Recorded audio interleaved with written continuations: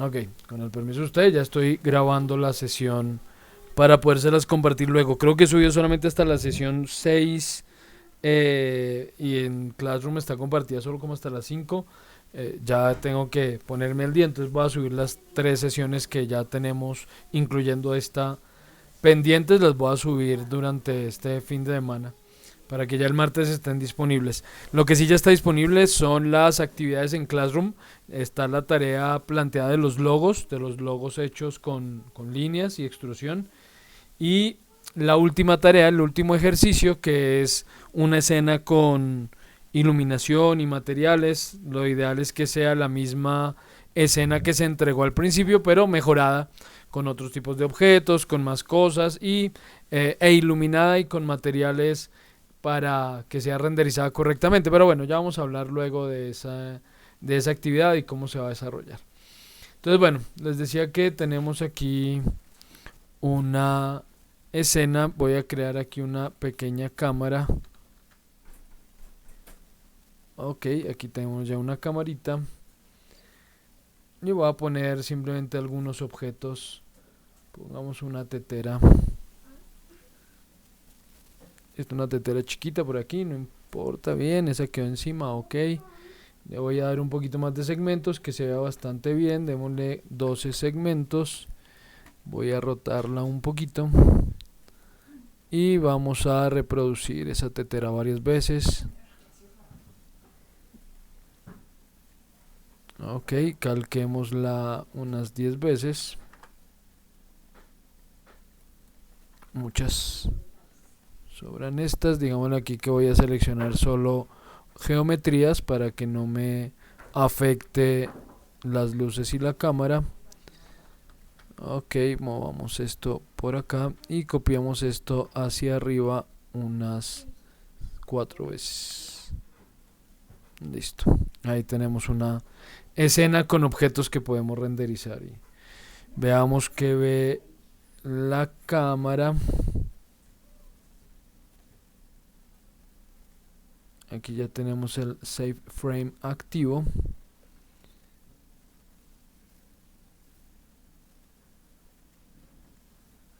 Sí, ya está activo. Y voy a configurar aquí el render a scanline y un tamaño de supongamos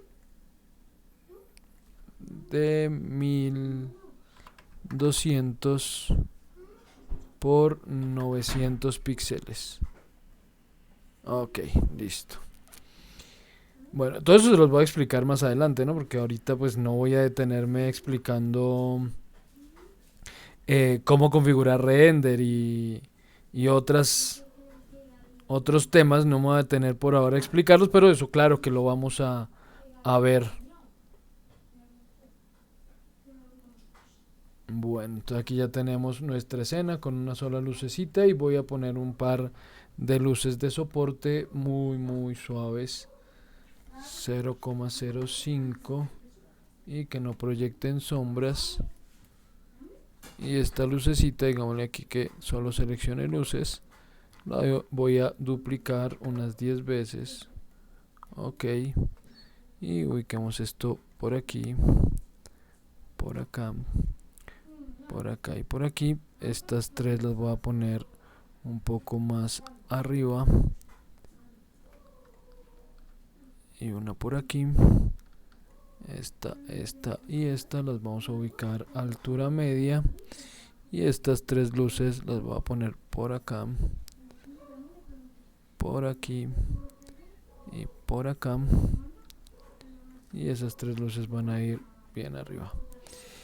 Listo, ok, creo que ahí tenemos una iluminación más o menos adecuada. El render no se tarda tanto. Bien, listo. Entonces vamos con materiales. Los materiales los podemos crear y editar dentro de algo que se llama editor de materiales. El editor de materiales lo podemos desplegar de tres maneras. Uno, haciendo clic en el icono que se encuentra en la barra de herramientas antes del icono de configuración del render. Es este iconito. Esto abre el Material Editor. Dos, como dice ahí el tooltip, Con la letra M podemos abrir también el Material Editor, o dentro del menú en Rendering aparece el Material Editor. Aquí está el Material Editor. Ese Material Editor lo voy a desplegar con M, por ejemplo. Ahí está. Este Material Editor en las nuevas versiones, nuevas ni tan nuevas, digamos desde el 2014, 2013 incluso creo, en adelante, o sea, ya hace 10 años, cuando lo abrimos se despliega de esta manera. Digamos que eso no ha tenido cambio en los últimos 10 años, pero durante los últimos 15 años ha existido este modo de trabajar los materiales, ha existido en conjunto con otro modo que era el primero que utilizaba Max hace 25 años, y es el modo compacto. Entonces, cuando ustedes abren el editor de materiales, lo primero que se encuentran es un menú en el que aparece modo, y hay dos posibilidades: ver esto en modo compacto, que es este modo, y así habría desde la primera versión de 3ds Max hasta hoy en día existe ese modo compacto. Les recuerdo que la primera versión de Max nació por allá en el 97, 96, 97. Gracias. O sea, llevamos 25 años, 27 años con esa versión de Max, y este modo ha existido desde la primera versión. En el 2012 nace este modo llamado Slate, que es igual al modo de editar materiales que tiene otras herramientas como Maya, y hoy en día la gran mayoría de software de modelado 3D que permite la creación y edición de materiales utiliza un modo muy parecido de edición de estos materiales. Entonces Max, por acomodarse, digamos, a esa nueva corriente, desde el 2012 lo implementó, y desde el 2014, cuando uno abre el editor ya se abre en este modo, pero uno puede cambiar al otro. 2012, 2013 y 2014 se abría el modo compacto y uno podía habilitar este modo Slate. Desde el 2015 en adelante ya se despliega por defecto así, pero lo aclaro porque si ha ocurrido que de pronto por alguna razón sin darse cuenta cambian el modo, y cuando les abre el editor de materiales de esta manera se me pierden y no tengo ni idea aquí qué debo hacer, porque obviamente es un modo muy diferente de crear materiales. Entonces, para que lo tengan claro, modos, y vamos a trabajar en el modo Slate porque, repito, este es el que se parece más a los modos que tienen muchas otras herramientas. Si trabajamos en Maya, si trabajamos en Blender, si trabajamos en Unreal, si trabajamos en Unity, si trabajamos en, qué sé yo, Rhinoceros, si trabajamos, tiene modos de creación de materiales muy parecidos a este. ¿Qué es lo que nos encontramos entonces en este editor? Por un lado tenemos un panel que se llama Material Map Browser. Eso traduciría como el buscador de mapas y materiales. Ya vamos a aclarar qué son mapas y qué son materiales, pero esta cajita que está aquí a la izquierda me permite buscar esos mapas y esos materiales. En el centro tenemos nuestro espacio de trabajo, es aquí donde vamos a visualizar, previsualizar los materiales. Dentro de esta caja que dice View 1, uno puede crear más de una vista de materiales. Si por ejemplo yo tengo un proyecto muy complejo en el que necesito, por ejemplo, por un lado tener materiales de vegetación, por otro materiales para fachadas o construcción en general, por otro materiales de mobiliario, por otro, entonces tengo que tener como muchos materiales. Lo ideal es crear varias visualizaciones y en cada una ver grupitos de materiales. Siempre se puede ver todo porque básicamente esto funciona muy parecido a cómo funciona cualquier viewport en Max. Yo me puedo alejar y acercar. Voy a crear un material de referencia para que vean. Entonces, bueno, ahí acabo de crear un material, ya hablamos de cómo se crean todo, pero yo me puedo alejar, puedo acercarme, puedo ver esto mucho más grande, mucho más chiquito. Entonces, ¿qué es lo que puedo hacer? Puedo empezar a agrupar materiales, porque esto se puede mover haciendo clic en la ventanita, digamos en la barrita donde está el nombre del material. Yo hago clic ahí y con clic sostenido muevo el material. Entonces yo puedo organizar los materiales y organizarlos aquí por grupitos. Entonces un grupito aquí con los materiales de una cosa, otro grupito con los de otra, y luego organizo varias visualizaciones, varias ventanas de visualización, y me acerco en esta a este material, en otra nueva que cree. Entonces aquí me acerco o agrupo más bien otros materiales. Entonces la idea es, digamos, organizar esto de la forma más clara posible.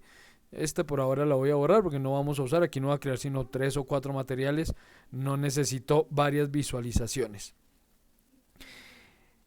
Listo. Y luego al lado derecho tenemos dos paneles. Uno que dice navegador que me permite moverme justamente en ese viewport. Porque miren que por ejemplo acá si me acerco este recuadro rojo me está mostrando qué es lo que estoy viendo dentro de ese espacio en el que tengo organizados los materiales. Si me alejo vean que ese rectangulito rojo o ese cuadradito rojo va ampliándose también indicándome que estoy viendo más lejos. Y si me desplazo miren que el cuadradito rojo se va moviendo.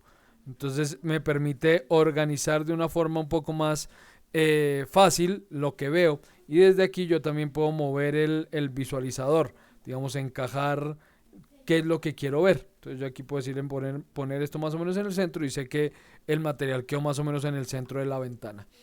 Y por otro lado, el editor de parámetros del material. Realmente este es el que vamos a estar utilizando todo el tiempo porque es desde este editor desde donde vamos a darle las características necesarias a cada material. Yo quiero hacer una aclaración y es que para esta parte del curso yo voy a utilizar algo que llama materiales estándar, que son los materiales que cualquier motor de render renderiza, pero siempre haré, y a partir de este momento del curso, hablando de materiales, de luces, etcétera, etcétera, siempre haré la salvedad de que esta parte va enfocada en que ustedes entiendan cómo funcionan las generalidades de los materiales, de las luces, de los motores de render, pero lo que les voy a enseñar realmente ya no se usa y quiero ser claro en eso.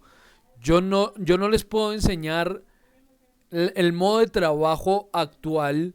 ¿Por qué? Por dos razones. Una, porque actualmente nadie renderiza con Scanline. Se trabaja con otros motores de render. En un momento les aclaro qué es eso de motor de render. Se trabaja con motores como Corona, V-Ray, y hay otros, Renderman y bueno. Pero resulta que para poder tener esos motores de render, pues toca comprarlos. ¿Sí? Yo les dije a ustedes, digamos, dentro del curso, yo no puedo obviamente estimular el uso de piratería. Por eso les enseñé la forma de descargar e instalar legalmente el software habiéndose inscrito en el curso. Entonces, pues esas herramientas de renderizado como Corona o V-Ray, por ejemplo, no tienen versión educativa. Una versión que yo pueda descargar legalmente y utilizar durante el tiempo que quiera para aprender, eso no existe. Tienen versiones trial, pero pues las versiones trial, como su nombre lo dice, bueno, realmente se dice trial, ¿no? Esas versiones trial en 30 días ya no funcionan. Entonces, pues de pronto por aprender a usarlo, bueno, pero usarlo después va a requerir que lo compremos. Y pues no son costos realmente bajos. O sea, estamos hablando de que tienen costos por encima de los $100 el solo motor de render. Entonces no me es viable enseñarles dentro de este curso a utilizar ese motor de render. Ya por aparte yo tengo, digamos, ya a modo personal, no es que esté haciendo publicidad, pero ya a modo personal, individual, ya como Freddy Pérez y no como instructor del SENA, sí tengo un curso de fotorrealismo con V-Ray, por si de pronto ya más adelante alguno de ustedes quiere hacerlo, pero pues eso repito, eso ya es a modo personal, eso obviamente ya tiene costos y otras cosas que no vienen al caso, pero no lo puedo hacer en este curso. Entonces yo no les puedo enseñar aquí a usar ni materiales, ni luces, ni motores de render como V-Ray o Corona, pero digamos que lo que les voy a mostrar aplica de igual manera a cualquiera de esos motores de render porque la estructura es similar. Obviamente cambian muchas cosas en cuanto a la iluminación, en la configuración del motor de render, en cuanto a las posibilidades que dan los materiales, pero digamos que el flujo de trabajo es parecido, ¿no? Cómo creo un material es similar en un motor u otro. El tema es que los materiales, bueno, voy a pasar primero a explicar lo del motor de render porque es importante entender ese tema previamente. ¿Qué es lo del motor de render? Cuando nosotros vamos, o bueno, lo primero realmente que necesitamos aclarar es qué es render, qué es renderizar. Cuando hablamos de renderizar, digamos que la gente entiende convertir en una imagen o crear una imagen, ¿no? Renderizar realmente va más allá, el concepto de renderizar va más allá de una imagen, porque resulta que la palabra realmente nace desde casi desde principios de la computación, porque en un principio cuando hablamos de renderizar, perdón un segundo,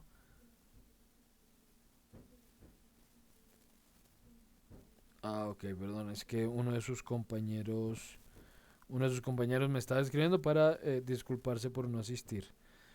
Entonces, un segundo, ya te escribo. Perdón. Les decía entonces que desde los principios de la computación surgió el término renderizar, porque realmente la palabra render lo que significa es un tiempo de procesamiento. O sea, render,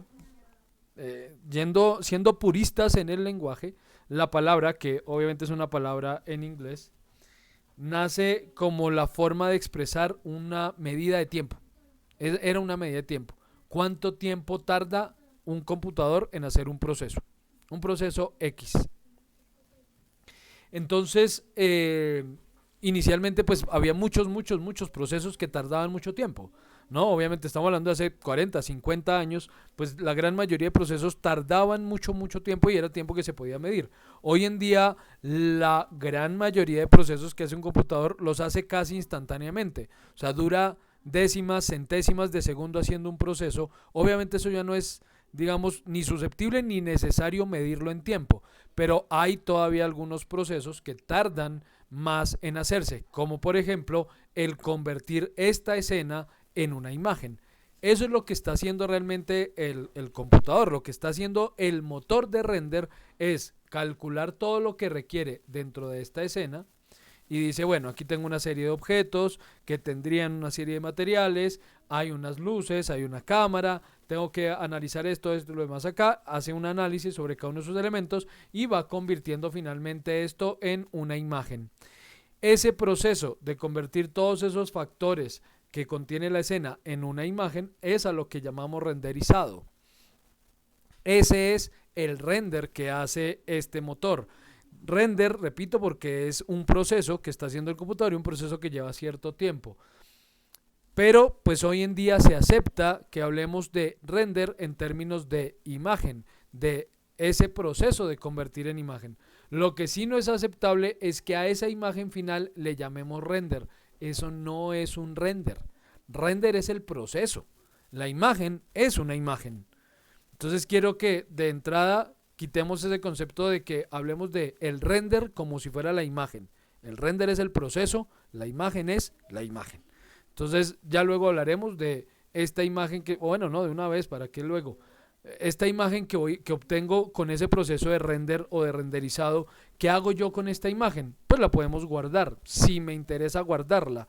Entonces en este caso, cuando ya la imagen ha sido renderizada, lo que yo puedo hacer es, desde este panel que está en la parte superior, aparece aquí un icono de guardar, entonces yo puedo hacer clic en ese icono y le digo que quiero guardar esa imagen entonces busco la carpeta, le digo por ejemplo que yo quiero guardar esto en trabajo, cena 2023, complementaria 3ds Max, y aquí lo voy a guardar como materiales 01.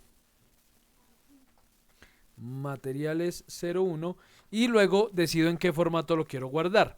Estas imágenes las podemos guardar en formatos de imagen como BMP, Kodak, EPS, EXR. Voy a tratar de explicarles someramente la mayoría de estas extensiones porque es importante que las entendamos la mayoría de ellas. AVI es un formato de video. AVI, AVI, es un formato de video. Aquí no voy a guardar imágenes estáticas. Yo podría guardar esta imagen estática como un video, pero lo voy a guardar como un video que contiene una imagen, un solo frame y no dura sino un 30avo de segundo. Entonces, pero si lo que yo voy a renderizar es una secuencia de imágenes, eso lo explicaré más a fondo cuando lleguemos a animación, cómo se anima y cómo se guarda cómo se salvan esa secuencia de imágenes que va a generar el motor de render. Y en ese caso sí podremos renderizar a este formato AVI, que repito es un formato de video. BMP o BMP es un formato de imagen, es el primer formato de imagen que existió cuando nacieron las interfaces gráficas en los computadores. Estamos hablando de finales de los 80. A finales de los 80, mediados finales de los 80, cuando nacen las computadoras personales y nacen con interfaz gráfica, o sea, con una pantalla en la que yo podía ver imágenes. Este fue la primera extensión que se creó para ver esas imágenes, BMP. pero por ser la primera extensión, si bien me permite ver imágenes más o menos aceptables, pesa muchísimo. O sea, una imagen en formato BMP de este tamaño va a quedar pesando fácil. Recuerden que estoy renderizando a un tamaño de 1200 por 900 píxeles, 1200 píxeles de ancho por 900 de alto. Puede pesar fácil 10 megas. O sea, 10 megas, una imagen que en otra extensión como JPG puede quedar pesando media mega. Este perfectamente en BMP podría pesar 10 o más megas. Entonces es un formato supremamente pesado y poco optimizado. No se ve bien hoy en día. En casi ningún monitor se va a ver bien un BMP. Pero el formato sigue existiendo, por consiguiente Max o los motores de render me siguen permitiendo guardar las imágenes en ese formato, pero esto ya nadie lo usa. Cineon es un formato específico para pasar a procesos de impresión de Kodak. Esto tampoco lo usa nadie a menos que tenga esas máquinas específicamente, pero bueno, eso fue alguna alianza que hizo en algún momento, ni siquiera era Autodesk, en ese momento no era Autodesk la empresa que hacía Max, sino que se llamaba, se volvió el nombre de la empresa, bueno, ahorita no me acuerdo el nombre, pero hizo una alianza con Kodak para temas de impresión y otras cosas y pues implementaron el formato y eso ahí se quedó. EPS o Encapsulated PostScript es un formato para impresión, solamente funciona para litografía, eso no funciona para nada más. Nadie lo usa tampoco hoy en día porque las máquinas ya no requieren ese EPS. Eso lo requerían hace 20 años las máquinas de litografía para poder hacer separaciones de color para quemar planchas, pero eso ya hoy en día tampoco se necesita, entonces es un formato que tampoco usa nadie hoy en día. EXR es un formato de cámaras fotográficas análogas profesionales. Las cámaras profesionales guardan en dos formatos, en formato EXR o en formato HDR o en formato, ¿cómo es que llama este otro formato? Se me olvidó el nombre en el que guardan las cámaras. Se me olvidó, ¿cómo se llama? RAW, gracias. RAW, RAW. Entonces las cámaras fotográficas, las profesionales, análogas, bueno, las digitales también, tienen esa posibilidad de guardar como XR, como RAW o como HDR, que son los formatos, HDR, que son los formatos que mayor información almacenan de la imagen, porque guardan toda la información necesaria de la luz. Entonces con esos formatos uno puede hacer postproducción de forma muy abierta, muy libre, porque tiene acceso a todas las características posibles de esa cámara. Es viable trabajar esos formatos desde Max si estamos trabajando con un motor de render como V-Ray o Corona. No tiene sentido guardar en esos formatos cuando trabajamos con el motor de render básico que se llama Scanline, que es el que estoy utilizando, porque este motor de render no genera información real o física de la luz, cosa que sí hacen otros motores de render. Entonces estos XR, HDR, RAW que no existe acá, pero esos formatos se utilizan en fotografía para postproducción porque me dan acceso a toda la información que contenga o que pueda contener la imagen con respecto a la luz. JPG es el formato más conocido, es el formato por defecto que utilizan todos los dispositivos digitales que puedan reproducir imágenes, la pantalla de su celular, seguramente cada vez que ustedes toman una foto guarda en JPG esa foto, cuando ustedes envían una foto por WhatsApp la están enviando y la están convirtiendo en JPG, cuando ustedes ven imágenes en un sitio web normalmente esas imágenes son JPG. Porque es el formato ideal para visualizar imágenes. ¿Por qué? Porque almacena la información necesaria para ver la imagen bien en pantalla y pesa muy poquito, comprime muy bien las imágenes. Muy mal formato para impresión.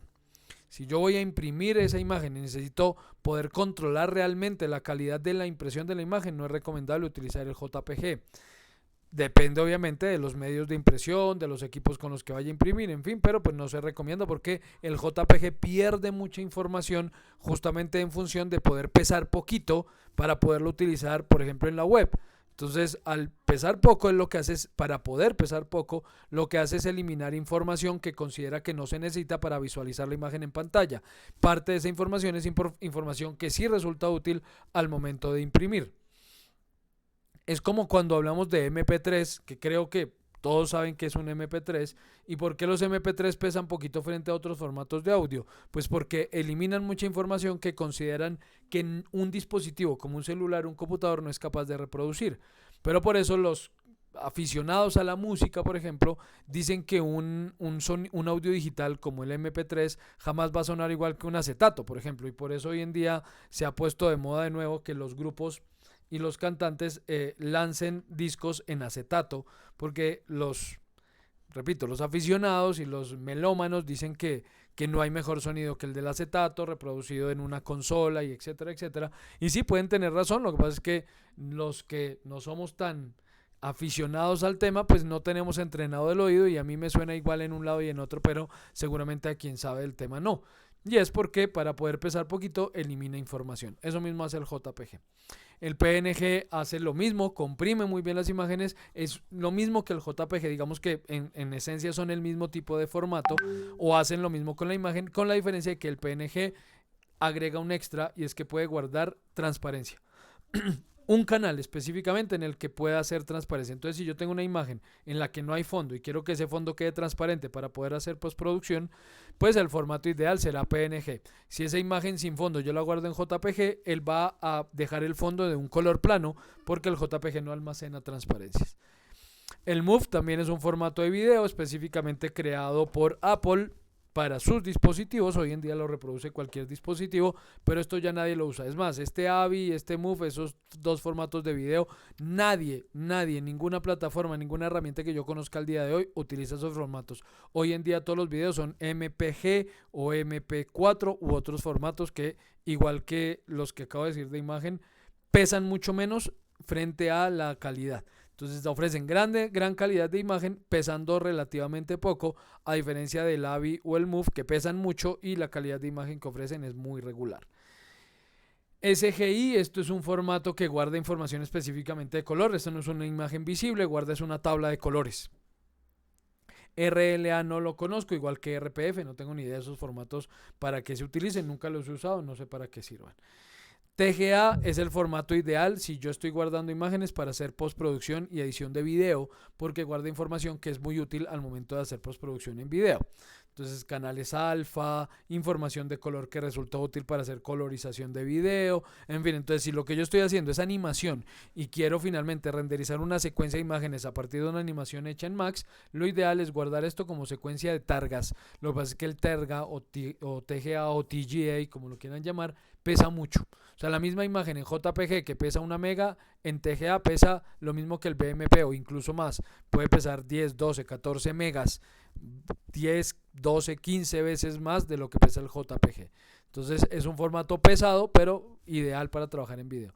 Y el TIFF es el formato ideal para impresión. Entonces lo mismo que el TGA, que el formato targa, guarda información que le resulta útil, pero en este caso no para video, sino para impresión. Si yo voy a imprimir una imagen, el formato ideal es el TIFF porque me da todas las posibilidades de postproducción que necesite durante el proceso de impresión. V-Ray, bueno, este formato lo tengo aquí es porque pues tengo V-Ray instalado, entonces él lo instala ese formato, el V-Ray Image, que es un formato específicamente de V-Ray para postproducción, y DDS no tengo ni idea, nunca he usado imágenes en formato DDS, no sé. Entonces yo aquí por ejemplo le digo que lo voy a guardar en JPG, le doy un nombre, materiales 01, le digo que guarde y listo, guardar, y él me pregunta con qué calidad de imagen. Según el formato que escojan, les va a preguntar algo distinto. Algunos formatos me dan un valor, o sea, no una escala de 0 a 100, sino valor de compresión. Quiere comprimir esto tanto, entre más lo comprima, más feíta queda la imagen, entre menos lo comprima, mejor se ve. Entonces uno decide es por cantidad de compresión, otros formatos no dan esa opción, sino qué codificador quiere utilizar. Bueno, ya iremos viendo a medida que avancen estas sesiones, pues algunos otros formatos y que me preguntan. Entonces por ahora el JPG lo que me permite es indicar qué calidad quiero. Entre mayor calidad, más pesa el archivo, ¿no? Más largo el archivo. Más largo, no largo, perdón, sino más pesado. Este large es grande, ¿no? Más grande o más pesado el archivo. Entonces, bueno, le pongo la mayor calidad de imagen y quedó el archivo lo más pesado que puede. Le damos OK y listo. Hay que guardar la imagen. Entonces ya podemos ir a buscar nuestra imagen aquí en 2023, complementarios, 3ds Max básico, y por aquí está materiales 01.jpg, ahí está nuestra imagen, listo. Vamos a ir comparando esta imagen con lo que vayamos haciendo. Eso es lo que yo puedo hacer al momento de renderizar. ¿Y cómo renderizo? Pues renderizamos configurando los parámetros del render. Entonces vamos a estos parámetros de render. Es este iconito de la tetera que tiene un piñoncito. Eso de la tetera. ¿Y por qué la tetera aparece? Eso yo se los había contado muy por encimita. De por qué la tetera aparece en este programa como objeto básico. O sea, al lado del cubo y de la esfera. ¿Por qué aparece como objeto básico una tetera? Y por qué la tetera es el icono para renderizar, y en la mayoría de programas de 3D es igual. La tetera aparece como icono del render. Y en la mayoría de programas de modelado 3D la tetera aparece como objeto básico. Y es más como una... ¿Cómo se llama esto? Como una... cuando uno pone algo para exaltar algo que hizo alguien. Como honor, como... se me fue la palabra en este momento. Bueno, si me acuerdo la palabra la digo. Si alguno capta la palabra, me ayudaría diciéndola. Entonces lo puse homenaje. Ya me acordé de la palabra. Es más un homenaje a la persona, no recuerdo el nombre en este momento, que desarrolló las primeras herramientas de modelado digital. Por allá a finales de los 70, principios de los 80, alguien que estaba desarrollando una aplicación con la que se podía hacer modelado, con la que podría modelar objetos. Finalmente quería hacer unas pruebas de cómo se vería el objeto y bueno, entonces lo que se le ocurrió fue poner una tetera que tenía, que su esposa tenía ahí en su casa, y él decidió hacer un modelito de esa tetera y visualizar ese modelito. Hay una historia por ahí, incluso un video en YouTube, se los voy a compartir luego, que habla de la historia de la tetera y por qué la tetera, que todos, incluso Pixar también hace alusión a la teterita en varias ocasiones, y bueno, es un objeto bien importante en la primera Toy Story. Entonces, bueno, es un homenaje que se ha venido haciendo a este señor a lo largo de los años en todas estas herramientas de modelado 3D, y por eso la tetera se convirtió en el icono estándar para el proceso de renderizado. Cuando abrimos la teterita que tiene el piñoncito, que también se abre con F10, que son las opciones de render, lo primero que él me dice es en qué modo quiere trabajar. Entonces esto tiene varios modos, pero realmente si mientras yo renderice con Scanline, el único modo posible es este modo de producción. No puedo aquí seleccionar otra cosa. Y luego dice qué motor de render quiere utilizar. Entonces aquí es donde viene el meollo del asunto. Hay muchos motores de render, como les digo. Tenemos Corona, tenemos V-Ray, tenemos Renderman. Hay uno que me gustaría que lo vieran porque se puede descargar gratis. Motor de render de Pixar. Esto creo, si no estoy mal, que se llama Renderman. ¿Cómo se llama? ¿Cómo se llama? Sí, Renderman. Renderman. Y Renderman tiene versión para Max. Y hasta donde yo sé, Renderman es gratis. Mira, con Renderman se renderizan las películas de Pixar, tal cual. Veamos, Tribe. Ah, ya no está gratis. Bueno, ya no está gratis. Try non-commercial Renderman. Vamos a ver qué pasa si yo le digo try for free. Seguramente me pedirá que haga cuenta. Si tiene una cuenta, por favor ingrese, Si no tiene cuenta, cree una cuenta. Bueno, voy a averiguar porque, digamos que cuando abrieron Renderman, porque Renderman tiene los años que tiene Toy Story. Toy Story es del 95, si no estoy mal, 94, 95 es Toy Story, 95 tal vez. Pues esos años tiene Renderman.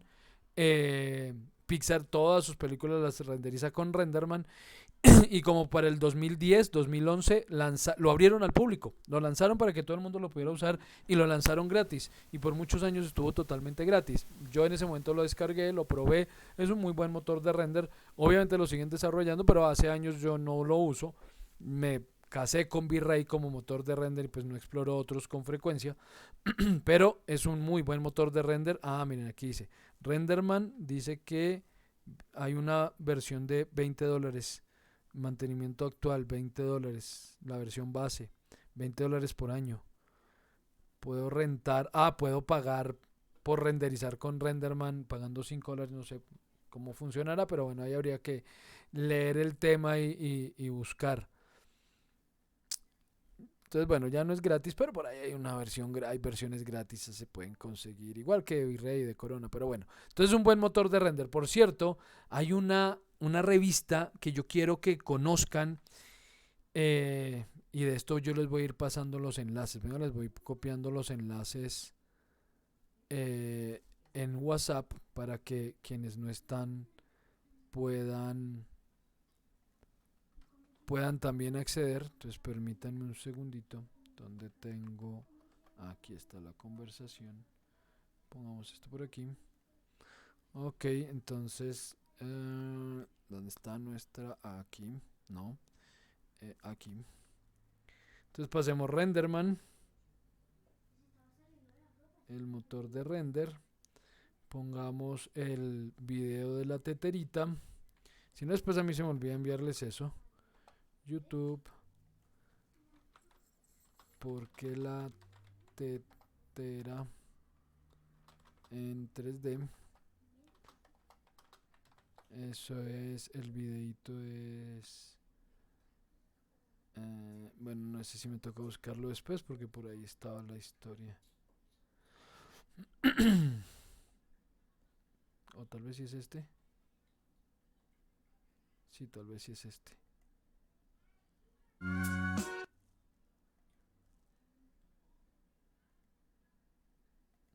Sí, creo que sí es este. Este video. Bueno, no importa. Pongamos este. Y copiar. Y la revista que quiero que vean se llama Render Out. Render Out es una revista española específicamente dedicada al mundo del 3D, que lleva 38 números. Acaban de lanzar número 9. Ellos lanzan, esto es gratis, totalmente gratis. Todo lo podemos descargar. La revista es en PDF, es digital. La hace el señor, se me olvidó el nombre ahorita. Bueno, ahí en la revista aparece el nombre, ahorita les muestro. Acaban de lanzar la número 38, solo lanzaron hace una semana, exactamente una semana. El sábado pasado salió el número 38. Las pueden descargar todas gratis desde Render Out. Voy a copiarles aquí Render Out. Y es bien, bien, bien interesante. Esta revista es muy buena revista. Les voy a mostrar antes de... O bueno, puedo poner a descargar la número 38 de una vez, ya que no la he descargado. Y ya las he descargado todas, ¿no? Y se pueden descargar todas sin problema. Está un zip de la 1 a la 18. Voy a descargarlo un momento aquí. Y ahorita la paso a la carpeta. Entonces están de la 1 a la 18 en un zip. Ustedes descargan el zip y descomprimen, están todas. Y de la 19 en adelante está para descargar una por una. Pero es súper, súper, súper interesante esa revista. Entrevistas a artistas 3D, entrevistas a grandes productores. Tiene tutoriales, tiene... bueno, miremos qué tiene la número 38, ya que ya la estoy descargando. 210 megas, sí, son pesaditas. Listo, veamos qué tiene esta versión. Miremos un segundito que tiene la versión 38. Entonces, veamos. 38, entonces... Tiene un making of de una serie, Vite en Bufo, artículo, no abandones tu idea, entrevista a Abraham López Guerrero, artista 3D, entrevista a Manel no sé qué. Entonces miremos, ok, bueno, aquí. Entonces esto es cómo se hizo. Miren, aquí hay otro making of de esa imagen que ven aquí al principio, cómo se logró esa imagen. Veo que está hecha con ZBrush, o tal vez, sí, con ZBrush. Ahí hay como un cómo se hizo. Aquí está una entrevista a este artista. También por aquí adelante, miren, mundos digitales. Entonces, y no tiene ni siquiera publicidad. Esto es un proyecto, digamos, libre, abierto, que desarrolla el señor. Obviamente, al no generar ingresos, o muy pocos ingresos seguramente, pues lanzan una versión por allá cada 6 meses. Entonces, pues no esperen que cada 8 días salga una revista nueva. Durante algún tiempo el señor estuvo como muy dedicado a ella y y estuvo sacando cada mes un número, pero ya desde el 37 al 38 pasaron 6 meses. Entonces, pues me imagino que seguirá más o menos con esa frecuencia, con esa periodicidad, por ahí cada 6 meses sacando un número nuevo. Pero súper, súper interesante, se las recomiendo. Ingresen, descárguenlas, léanlas. Pocoyo, son muy amigos. El productor de la revista con la gente que hace Pocoyo son muy amigos. Creo incluso que él trabaja en Pocoyo, en la productora. Y pues es que Pocoyo me encanta como proyecto de animación, es maravilloso. Entonces, recomendable para que lo vean, lo evalúen desde la animación, ¿no? No como producto para niños, sino desde la animación. Entonces, bueno, ahí queda Render Out para que la visiten. Listo, con eso ahora sí cierro el paréntesis, largo el paréntesis. Y vuelvo a los motores de render. Entonces les decía que de tantos que existen, pues yo puedo mostrar en este momento Scanline. Él trae desde la versión 2018, 2017, 2018, implementó un motor de render que se llama Arnold, que es buen motor de render, pero es complejo y la verdad hay muy poca documentación al respecto. Entonces no me parece muy útil empezar a enseñar Arnold porque es difícil, requeriría bastante más tiempo aprender a usar este motor de render y no hay mucha documentación, no hay muchos tutoriales, no hay muchas guías sobre el uso de Arnold. Porque si bien pretende hacer lo mismo que hacen otros motores de render, es un poco más lento, los resultados no son todavía tan buenos, pero es la apuesta que está haciendo Autodesk para tener un motor de render fotorrealista. Lo que pasa es que por ahora sigue perdiendo. De pronto en versiones más adelante ya sea un buen motor de render, porque pues lo ideal sería que el software viniera con un motor de render que yo pueda usar y que me dé muy buenos resultados. Pero por ahora Arnold todavía no llega a las cualidades de V-Ray o de Corona o de Renderman. Entonces bueno, pero ahí está, por si lo quieren estudiar. Desde la 2018, 2017 para atrás tenía uno que se llamaba Mental Ray. Mental Ray desapareció con la llegada de Arnold. Entonces, pero en versiones viejitas, ese Mental Ray pretendía lo mismo, ser un poco más fotorrealista. Entonces nosotros vamos a trabajar con Scanline. Y luego yo ya puedo decidir qué viewport es el que quiero renderizar o qué ventana es la que quiero renderizar. Entonces él me dice, por ejemplo, aquí que tengo 4 ventanas. Tengo una cámara que creé para el proceso y tengo 4 ventanas. La ventana 1 que creo que es una, no sé por qué todas están en perspectiva, 2 y 3 están en perspectiva, no deberían aparecer en perspectiva, porque la 1 es una vista superior, ¿sí? Superior, frontal y lateral. Entonces él debería decirme que puedo renderizar ahora sí. La ventana 1, que es la superior, la 4, que es la frontal, la 4, que es la izquierda, la cámara o perspectivas flotantes que fueron guardadas en algún momento. Seguramente como el archivo no lo acabo de crear, sino que ya estaba creado, guardé algunas perspectivas. Entonces puedo seleccionar esas perspectivas guardadas para renderizar. Yo, por ejemplo, quiero renderizar siempre la cámara y que no importe en qué viewport esté, porque resulta que por defecto él renderiza el viewport que tenga activo. Entonces miren que si paso a la vista superior, él va a renderizar la ventana superior. Paso a la frontal y entonces me dice voy a renderizar la frontal. Paso a la izquierda y me dice voy a renderizar la izquierda. Y eso es un problema porque a veces uno no se da cuenta y entonces renderiza y me dicen, pero ¿por qué me sale esto? ¿Por qué me sale esto? Si yo quiero es que me salga lo que está aquí viendo la cámara. Pues porque usted estaba en la vista superior en el momento que renderizó. Entonces, ¿qué hacemos en ese caso? Le digo que lo que quiero renderizar es la cámara y activamos este bloqueo. Bloqueamos ese viewport. Entonces ya no importa en qué viewport me encuentre al momento de renderizar. Estoy, por ejemplo, en la vista superior, igual va a renderizar la cámara. Estoy en la frontal, igual va a renderizar la cámara, no va a cambiar según el viewport seleccionado. Entonces no olviden, aquí donde dice ventana a renderizar, seleccionamos la ventana que yo quiera renderizar realmente y le digo que la bloquee, la bloqueamos con el candadito y con eso no tenemos problemas. Yo he creado una cámara para poder luego hablar de las cámaras y mostrarles todo el tema, pero no necesariamente tengo que crear una cámara con Scanline, no, porque con Scanline va a renderizar lo mismo la cámara que cualquier perspectiva, no habría diferencia realmente en lo que va a ocurrir con la iluminación, distinto a con otros motores donde sí la cámara afecta realmente lo que veo porque juega con las luces de forma muy diferente. Aquí no tendríamos problema, podríamos hacer una perspectiva sin necesidad de crear cámara y renderizar esa perspectiva. Y si lo que va a renderizar es una perspectiva, por ejemplo aquí me va a cambiar de la vista de cámara, voy a cambiar a una perspectiva, aquí simplemente presiono P y ya, cambia una perspectiva. Entonces yo muevo esta perspectiva y digo, no, quiero renderizar, por ejemplo, esto así, así, completo. Puedo guardar esta perspectiva si la quiero dejar almacenada para poderla renderizar cada vez que quiera o volver a ella cada vez que quiera. ¿Cómo guardo la perspectiva? Voy aquí en las opciones que me aparecen en la parte superior donde dice perspectiva, hago clic en esa ventana y aquí me aparece una opción que dice guardar esta perspectiva. Entonces yo le digo salvar y él guardó esta perspectiva. Entonces yo puedo cambiar de ventana, puedo rotar esto, puedo hacer lo que quiera. Sí, por ejemplo aquí puedo rotar, en fin. Y luego en el momento que quiera puedo decir, no, quiero volver a esa que guardé.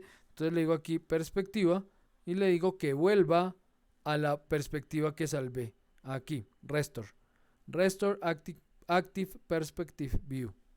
Y él vuelve a esa perspectiva. Y debería aparecer dentro de las opciones esa perspectiva guardada. Debe ser alguna de estas tres. No sé cuál, pero debe ser una de esas tres perspectivas la que acabo de guardar. Bueno, entonces no, yo voy a renderizar la cámara, entonces volvemos a la cámara, listo. ¿Qué otras opciones me da el motor de render? Todos los motores de render. Lo primero que me van a decir es, ¿y usted qué quiere renderizar? Usted quiere renderizar este cuadro en el que está, como esto anima, me permite animar, pues obviamente tiene una línea de tiempo. Una línea de tiempo que por defecto me da 100 cuadritos, eso después se configurará y lo veremos cuando lleguemos a animación. Pero por defecto él me da 100 cuadros para renderizar, para animar. Entonces lo que inicialmente me dice es, ¿quiere renderizar este cuadro? Solo el cuadro en el que está. ¿O quiere renderizar todos los cuadros que tienen la línea de tiempo en este momento? Que por ahora están 100. Entonces puedo renderizar todos los segmentos de 0 a 100. O un rango. Entonces yo puedo decirle, no, quiero que renderice del cuadro 10 al cuadro 50. Renderice esos 40 cuadros. Y si estoy renderizando todos los segmentos o un rango, puedo decirle renderice cada tanto. No necesariamente quiero que renderice todos los cuadros, sino que yo le puedo decir renderice del 30 al 60, pero renderice cada dos cuadros. Entonces él va a renderizar el 30, el 32, el 34, el 36, el 38 y así hasta llegar al 60. No va a renderizar cuadro a cuadro, ¿sí? Sino que va a renderizar cada tantos. Cuando renderizamos una secuencia, si yo renderizo una sola imagen, pues él lo va a guardar con el nombre que yo quiera. Pero si voy a renderizar una secuencia de imágenes, él me va a pedir salvar previamente, porque si no, cada vez que renderice, va a eliminar la imagen anterior y entonces no voy a hacer absolutamente nada. Entonces, cuando yo ya estoy renderizando secuencias y no imágenes sueltas, debo indicarle, por un lado, con qué número va a empezar a nombrar esos archivos. Yo entiendo que el número base es 0, entonces él va a guardar, si yo por ejemplo renderizara esto, del 30 al 60, cada dos cuadros, y le digo renderice, él en este momento me enviaría un aviso. Me diría, usted va a renderizar una secuencia de imágenes y no las está guardando. Al no guardarlas, usted va a perder lo que está renderizando, porque renderiza el cuadro 30 y cuando renderiza el cuadro 32 se pierde lo que estaba en el cuadro 30 y no se guardó. Entonces me está diciendo, aún así usted quiere renderizar sin guardar, obviamente no. Entonces uno lo que debe hacer en ese caso es decirle, no, yo voy a guardar esto previamente y por allá abajo hay una ventanita que dice render output. Ese render output es a qué archivo quiero guardar lo que voy a guardar. Entonces yo en este caso le digo que voy a guardar esto a un archivo, le doy aquí en Files, le digo en qué carpeta y a qué archivo cómo quiero que se llame el archivo. Entonces pongamos que yo le digo se va a llamar tetera. Le pongo aquí tetera y guarde tetera como JPG, por ejemplo, o como PNG. Y guárdelo como tetera.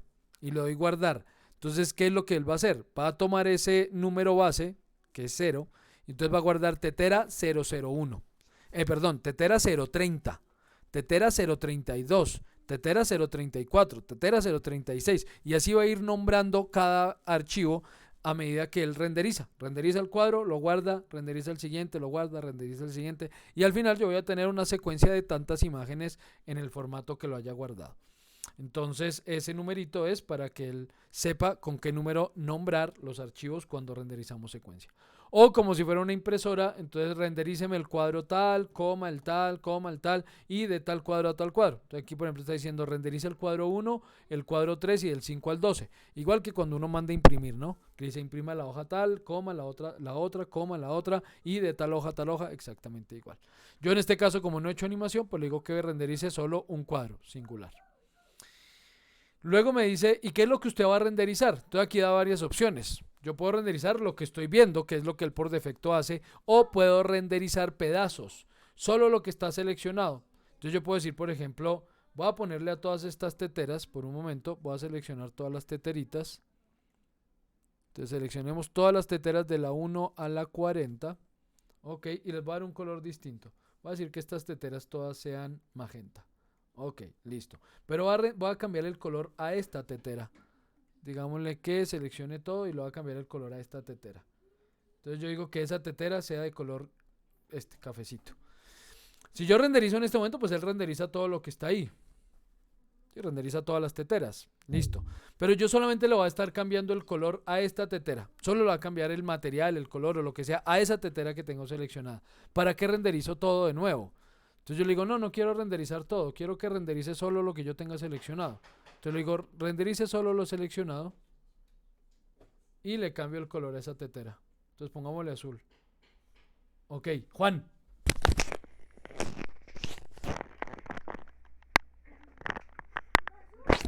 Y renderizo.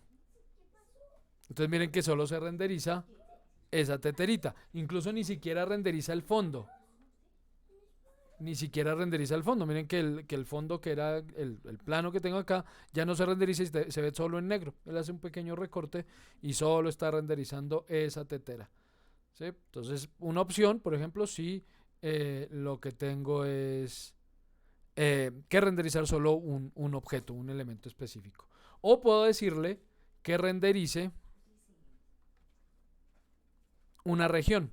Entonces, si le digo que renderice una región, cuando le diga renderizar, él me va a pedir establecer qué región es la que quiero renderizar. Entonces ya no es solo el objeto seleccionado, sino un pedacito del render. Entonces yo puedo con este marco rojo determinar que quiero renderizar, por ejemplo, solo este pedazo de tetera.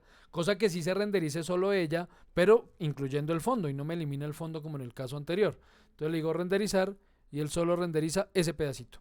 ¿Sí? Si yo cambio aquí el color a verde y renderizo, me renderiza solo ese pedacito. Pero si le cambio el color, por ejemplo, a la tetera que está al otro lado, entonces salgamos de acá y le cambio el color también a esta tetera, y digo, usted también va a ser verde, y renderizo, pues él solo me va a cambiar el pedacito que coge la región de esa otra tetera a la que también le cambió el material, ¿no? Entonces, pues, para renderizar fracciones específicas. Luego aparece aquí la opción de renderizar algo que se llama crop. Ese crop es un recorte, pero entonces es igual que en el caso anterior.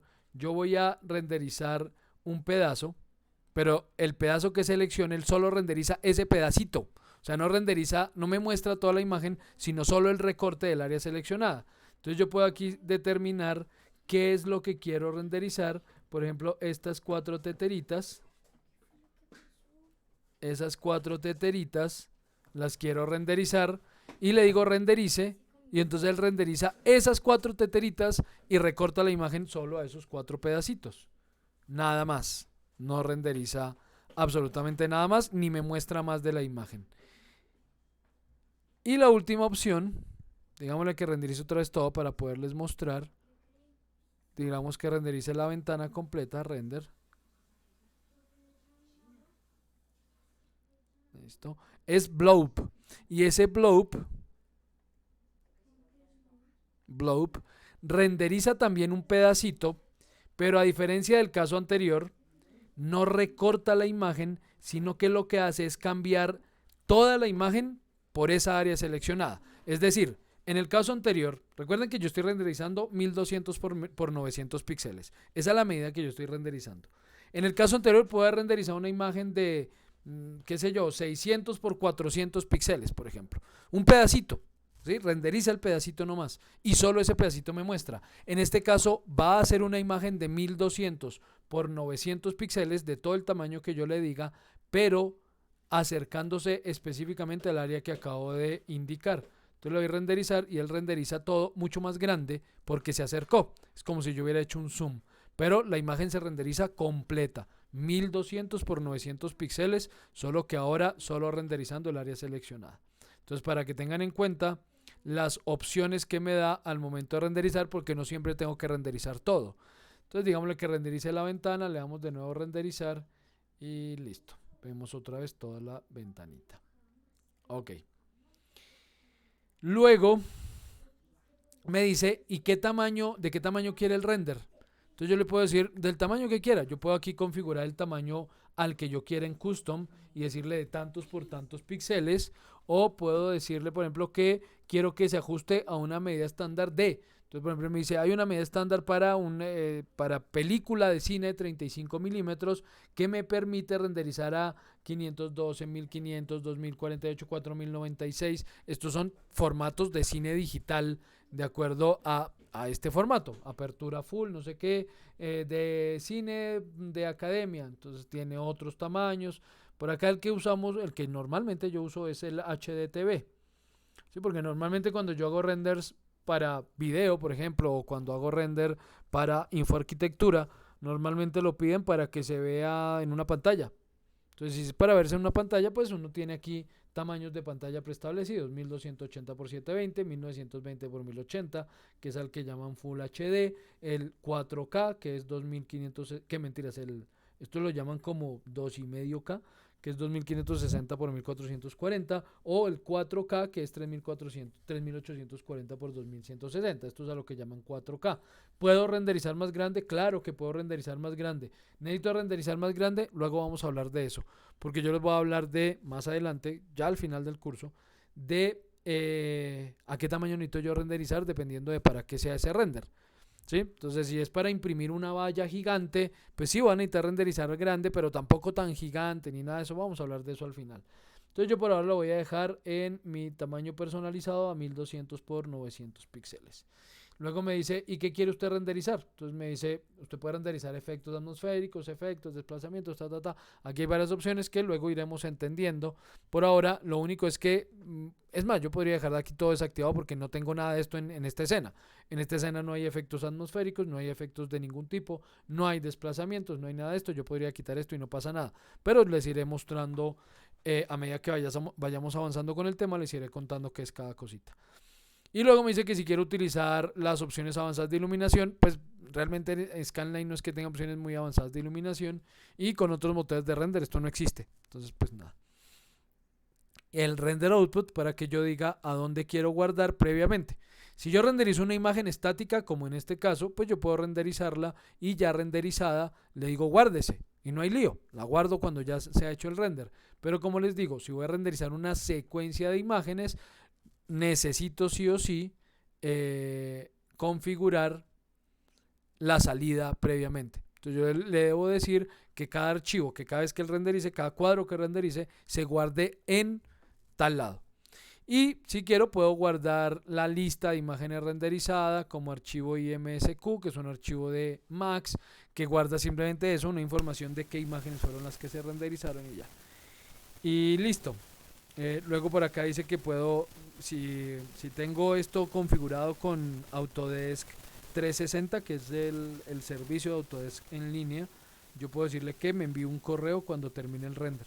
Entonces le digo, envíeme una notificación cuando esto termine de tal correo, con tal subject, a tal correo. Y conectarlo al servidor, pero yo aquí no lo puedo hacer porque yo no estoy conectado a ese servicio 360 de Autodesk. Aparecen aquí opciones de crear y cargar scripts, eso se los explicaré luego, que es eso de los scripts, muy someramente porque es un tema de programación que no viene al caso en este curso, pero luego les hablaré de qué son esos scripts. Y aquí bajé por accidente esta ventanita porque esa es la primera que va a aparecer, que es la de asignar render. Bueno, no la puedo dejar al final porque igual está por aquí encima. Entonces la misma que arriba, ¿no? Es este mismo asignar renderer, es este mismo renderer. Entonces es para que yo decida qué motor de render quiero utilizar. Pero él me da dos opciones, me dice qué motor de render quiero utilizar al renderizar y qué motor de render quiero utilizar en la ventana, aquí donde previsualizamos la escena. Entonces me dice que yo estoy utilizando Arnold en la ventana que estoy previsualizando y que estoy utilizando Scanline en el render como producción. Entonces voy a decirle que aquí también utilice Scanline. Listo. y guardamos esto y ok. Listo. Yo no tengo esto guardado con Scanline, yo realmente utilizo para producción V-Ray y en el Active Shade utilizo otro y bueno. Pero bueno, ahí está. Entonces estas son las opciones básicas que me da el motor de render con las que vamos a trabajar en un principio. ¿Alguna pregunta hasta aquí? ¿Algún comentario? ¿Alguna observación con respecto a lo que hasta aquí les he mostrado? ¿O vamos más o menos claros? Bien, no hay dudas, no hay preguntas. Bueno, vale. Si no hay preguntas, continúo. Ok, entonces ahora sí vamos a ver el tema de los materiales. Entonces ya creada la escena, iluminada con camaritas, configurado el motor de render, abrimos nuestro editor de materiales y empezamos a crearlos. ¿Cómo creamos materiales? Aquí el tema es relativamente sencillo. Los materiales se crean desde el Material Map Browser. Yo puedo desplegar estas ventanitas y decirle qué tipo de material quiero crear. Él me muestra, según el motor de render que tenga configurado, me muestra diferentes opciones. Si por ejemplo tuviera configurado V-Ray como motor de render, pues aquí me aparecerían un poco de opciones en V-Ray. Solo me aparece esta porque no tengo activo V-Ray en este momento. O sea, no lo tengo activo como motor de render. Entonces me aparecen las opciones de Scanline. Si activáramos otro motor de render, es probable que algunas de estas opciones de Scanline no aparecieran activas, como en los arquitectónicos. No están activos cuando utilizo, por ejemplo, Corona. Entonces depende del motor de render que tenga activo. Como está Scanline activo, pues me aparecen todas las opciones. Y el material que vamos a trabajar en principio para explicarle la base de los materiales va a ser el material estándar. Ese estándar aparece con la palabra legacy como legado porque ese material ya nadie lo usa. Por eso quise hacer la salvedad desde el principio. Yo les estoy enseñando algo que sí, efectivamente nadie usa hoy en día, pero no se los estoy enseñando para que lo aprendan a usar ustedes, sino para explicar los principios de cómo funcionan los motores de render, cómo funcionan los materiales, cómo funcionan las luces, porque eso no cambia en ningún motor de render, los principios son los mismos. Y pues yo utilizo estos que son a los que todos tenemos acceso en este momento para podérselos explicar. Pero por eso él dice legado, porque esto realmente ya nadie lo utiliza. Entonces damos doble clic y aparece un nuevo material. Los materiales también tienen nombre, como ven aquí apareció este como material 2, el que acabo de crear apareció como material 3. Entonces dando doble clic en el Material Map Browser, así podemos crear materiales y mapas. Otra opción es dentro de la ventana, dentro de la ventanita donde visualizamos los materiales, damos clic derecho y desde material yo le puedo decir quiero crear un material Scanline estándar y él crea un nuevo material Scanline estándar, en este caso el material 4. Entonces cualquiera de las dos, doble clic en el Material Map Browser o clic derecho desde el Viewport donde vemos los materiales, clic derecho y materiales y buscamos el tipo de material que queremos crear. Ya creados estos materiales, entonces voy a trabajar con este material 2, seleccionamos el material y aquí entonces es donde empieza el asunto con los materiales. Una cosa es editar el material y otra cosa es seleccionar el material. ¿A qué voy con esto? Resulta que al lado derecho nos aparecen las opciones de esos materiales que estamos creando, desde donde yo puedo empezar a modificar ese material. Pero una cosa es el material que estoy editando y otra cosa es el que tengo seleccionado. En este momento está seleccionado este material. ¿Ven? El material número 2. Pero el que estoy editando es el material número 4. ¿Cuál es la diferencia? La diferencia o la razón por la que lo sé es porque el material número 4 tiene este bordecito punteado.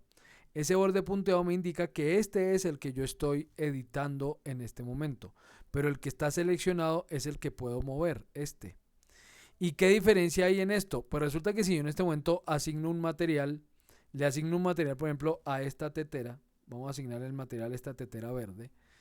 Si yo se lo asigno, entonces, ¿cómo asigno el material? Selecciono el objeto, por ejemplo, esta tetera la selecciono, voy a esta lista de herramientas que aparece en el editor de materiales. Dentro de esta barrita de herramientas, la cuarta herramienta dice asignar material a la selección. Entonces yo hago clic en asignar material a la selección y lo que él va a hacer es asignarle ese material que está seleccionado al objeto seleccionado. ¿Cuál le asignó? No le asignó el material 4, le asignó el material 2, porque ese es el que está seleccionado. Entonces hay que tener cuidado porque es diferente el material seleccionado al material que estoy editando. Recuerden que el que estoy editando es el que tiene esta línea punteada. El que está seleccionado es este, el que puedo mover, el que tiene el texto en blanco. Desde la versión 2023, o sea, 2023 y 2024, en estas dos versiones eso ya cambió. Y ahora con que yo seleccione el material, automáticamente él pasa a editar ese material. Ya esto desapareció. Ya no tengo esa diferencia del que está editando con el que está seleccionado. Ambos son la misma cosa, pero en las últimas dos versiones, 2023 y 2024. Desde la 2022 para atrás son dos cosas distintas. Listo. Entonces ya, voy a editar obviamente también este material porque si no edito una cosa y veo otra. Entonces doble clic en el material. Al darle doble clic aquí en el nombre del material, ahí sí pasa a editar este material. Entonces yo ya estoy editando el material 2, ahora sí sé que voy a editar el material que tiene esta tetera. Otra forma de asignar el material es, resulta que los materiales tienen unos puntitos. Estos puntitos que están aquí son entradas al lado izquierdo y salidas al lado derecho. También va a pasar con los mapas ahorita que veamos, bueno, ahorita no, la próxima semana que veamos mapas.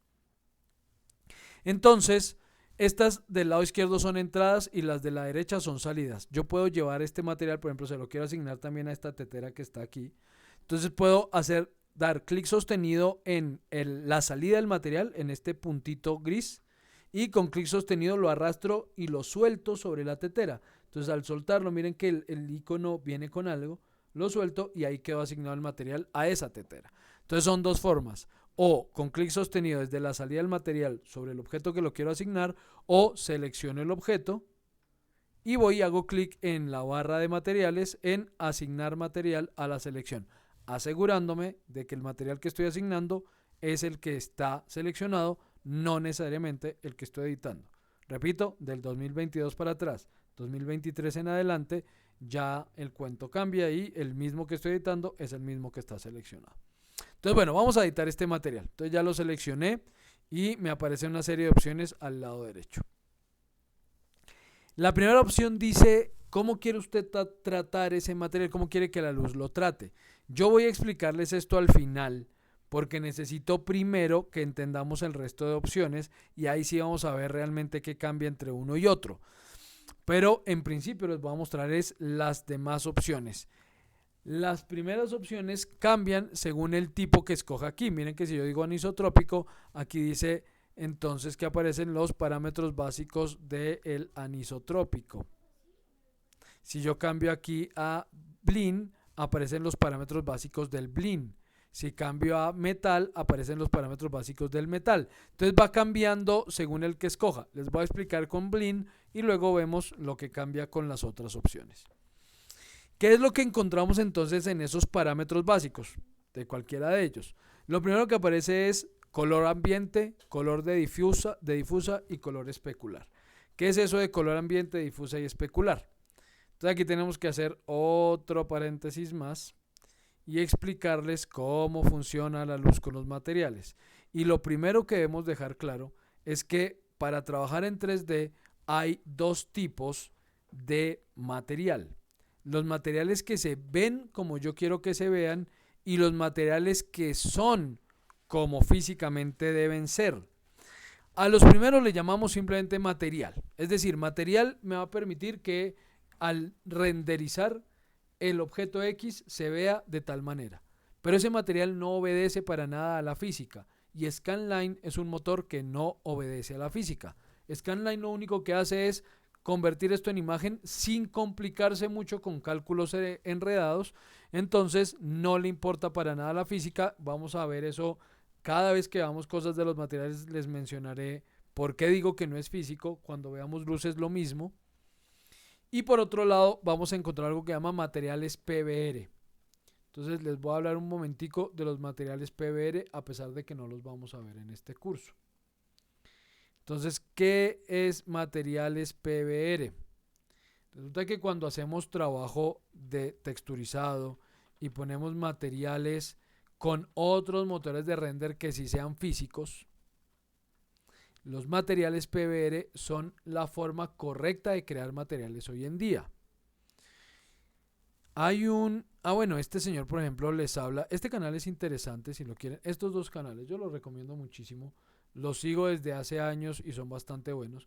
Por un lado, este señor, aunque a él los artistas 3D no lo quieren mucho, él se llama, bueno, el apellido es Manes, no me acuerdo ahorita el nombre, Sergio Manes. Y su canal es Arc Manes. Arc Manes. Él tiene tutoriales de todo, ¿no? De Max, de AutoCAD, de no sé qué, en YouTube. Pero, y hace videos muy largos. Todos sus videos son de 1 hora, 50 minutos. Se darán cuenta del tipo de contenido que yo consumo por los dos que les voy a recomendar. Porque yo no soy de ver videos de 10 segundos. O sea, no voy con esa corriente actual de TikTok. Veo video de 10 segundos, paso al siguiente y al siguiente y al siguiente. No, yo veo videos largos. Entonces, los tutoriales y esto que hace esta gente me parecen muy útiles, explican las cosas muy bien, muy detalladas, tienen tutoriales para gente que no sabe nada, básicos, hasta tutoriales un poco más avanzados, especialmente este otro canal que se llama Adam Martín, este señor, Adam Martín, tiene tutoriales de muchas cosas muy interesantes. Ambos tienen un video hablando de qué son materiales PBR. Entonces, los materiales PBR básicamente son materiales físicamente correctos. O sea que yo los creo al momento de crearlos y al momento de planearlos y al momento de estructurarlos, tengo que hacerlos desde la física del material, donde la luz interactúa de cierta forma con el material según su física, donde la luz interactúa distinto con los materiales cerámicos, a cómo interactúa con los materiales metálicos, a cómo interactúa con los polímeros, etcétera, etcétera. Entonces, cuando hablamos de materiales hoy en día, realmente tenemos que hablar de materiales PBR, materiales físicamente realistas, calculados desde su física. Pero por otro lado, los materiales de Scanline y los materiales que utilizan aún otros motores de render, no solo Scanline, no son físicamente correctos. Pero sí usan términos de la física. Entonces, ¿qué es eso de la difusa? Pues resulta que entendiendo que la luz, entonces aquí viene el paréntesis para explicarles por qué los materiales reaccionan de cierta forma a la luz. La luz es un conjunto de ondas a diferentes frecuencias. Frecuencias que nuestros ojos logran percibir entre los 400 nanómetros y los 750 nanómetros. El nanómetro es la millonésima parte del milímetro. ¿Sí? Recuerde que tenemos micrómetro y nanómetro. El micrómetro es la milésima parte del milímetro y el nanómetro es la millonésima parte de un milímetro. La luz viene en ondas y esas ondas, dependiendo de qué tantas veces pase esa onda por determinado lugar, eso determina algo que se llama frecuencia. Y la distancia entre un punto X y el mismo punto de esa onda, a eso es lo que medimos, ¿sí? Esa es la distancia de esa onda. Y eso es lo que está medido aquí en nanómetros. Entonces, cuando la luz está por los 400 nanómetros, nos da los colores violeta. Por debajo de eso llegan los colores ultravioleta que nuestros ojos no logran percibir, pero que sí podemos capturar y medir con herramientas especiales. Y las ondas más largas, que están por los 750 nanómetros, son las que generan el color rojo. Por encima de eso, también hay ondas aún más largas, más amplias, que llegan al espectro de los infrarrojos. De nuevo, nuestros ojos no las logran percibir, pero sí las podemos medir con maquinaria y herramientas especiales. Dentro de ese espectro, entonces, dentro de las ondas que viajan a esas velocidades o a esas frecuencias entre 400 y 750 nanómetros, está nuestro espectro visible. Ese espectro lo perciben nuestros ojos y nuestros ojos analizan esa información que reciben con la luz a partir de dos células neuronales. Esas células neuronales se llaman bastones y conos. Los bastones se encargan de determinar la intensidad de la luz en lo que estamos viendo.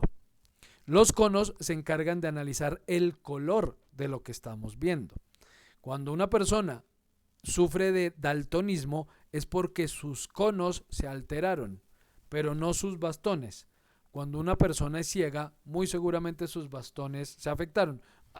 Digamos, cuando es ciega no por problemas de córnea, ¿no? Porque obviamente el ojo es una estructura muy compleja y una persona que no pueda ver, pues no puede ver por muchas razones posibles. Pero digamos que sí hay casos en los que la persona no puede ver porque sus bastones se afectan y no percibe los cambios de luz. Entonces ven solo manchas, sin luces, sin intensidad de luz. tenemos 8 veces, no recuerdo, son millones, millones que tenemos todos de conos y de bastones, pero sin recordar el número, sé que son más o menos 8 veces la cantidad de bastones por la cantidad de conos. O sea, tenemos 8 veces más bastones que conos. Eso quiere decir que nuestros ojos, los ojos humanos, están hechos especialmente para percibir cambios de luz y no cambios de color. O sea, nosotros no percibimos tanto color. Los ojos de otros animales perciben muchos más colores porque tienen más bastones. Hay algunos que tienen más bastones que conos. En nuestro caso, no es así. Entonces, nuestros ojos no están especialmente hechos para percibir color. Sin embargo, podemos percibir hasta 16 millones de colores dentro de ese espectro visible. Si tenemos los ojos bien, normales, podríamos percibir 16 millones de colores. Otra cosa es si los logra identificar, darle nombre y en fin, y que en un espacio logre identificarlos claramente, la diferencia entre un tono y otro, eso ya es otro tema, pero que el ojo lo puede hacer, lo puede hacer. ¿Qué es lo que ocurre entonces con la luz? Entonces yo voy a hablar de esto. Aquí. La luz rebota sobre los objetos. Digamos, la luz llega sobre un objeto, interactúa con ese objeto y rebota o es expulsada por ese objeto. La luz que ha interactuado con el objeto y ha sido expulsada por el objeto es a la que llamamos, o ese efecto es al que llamamos reflexión difusa. La reflexión difusa es qué luz expulsa o qué frecuencias de luz expulsa el objeto, y esas son las que nosotros percibimos como el color del objeto.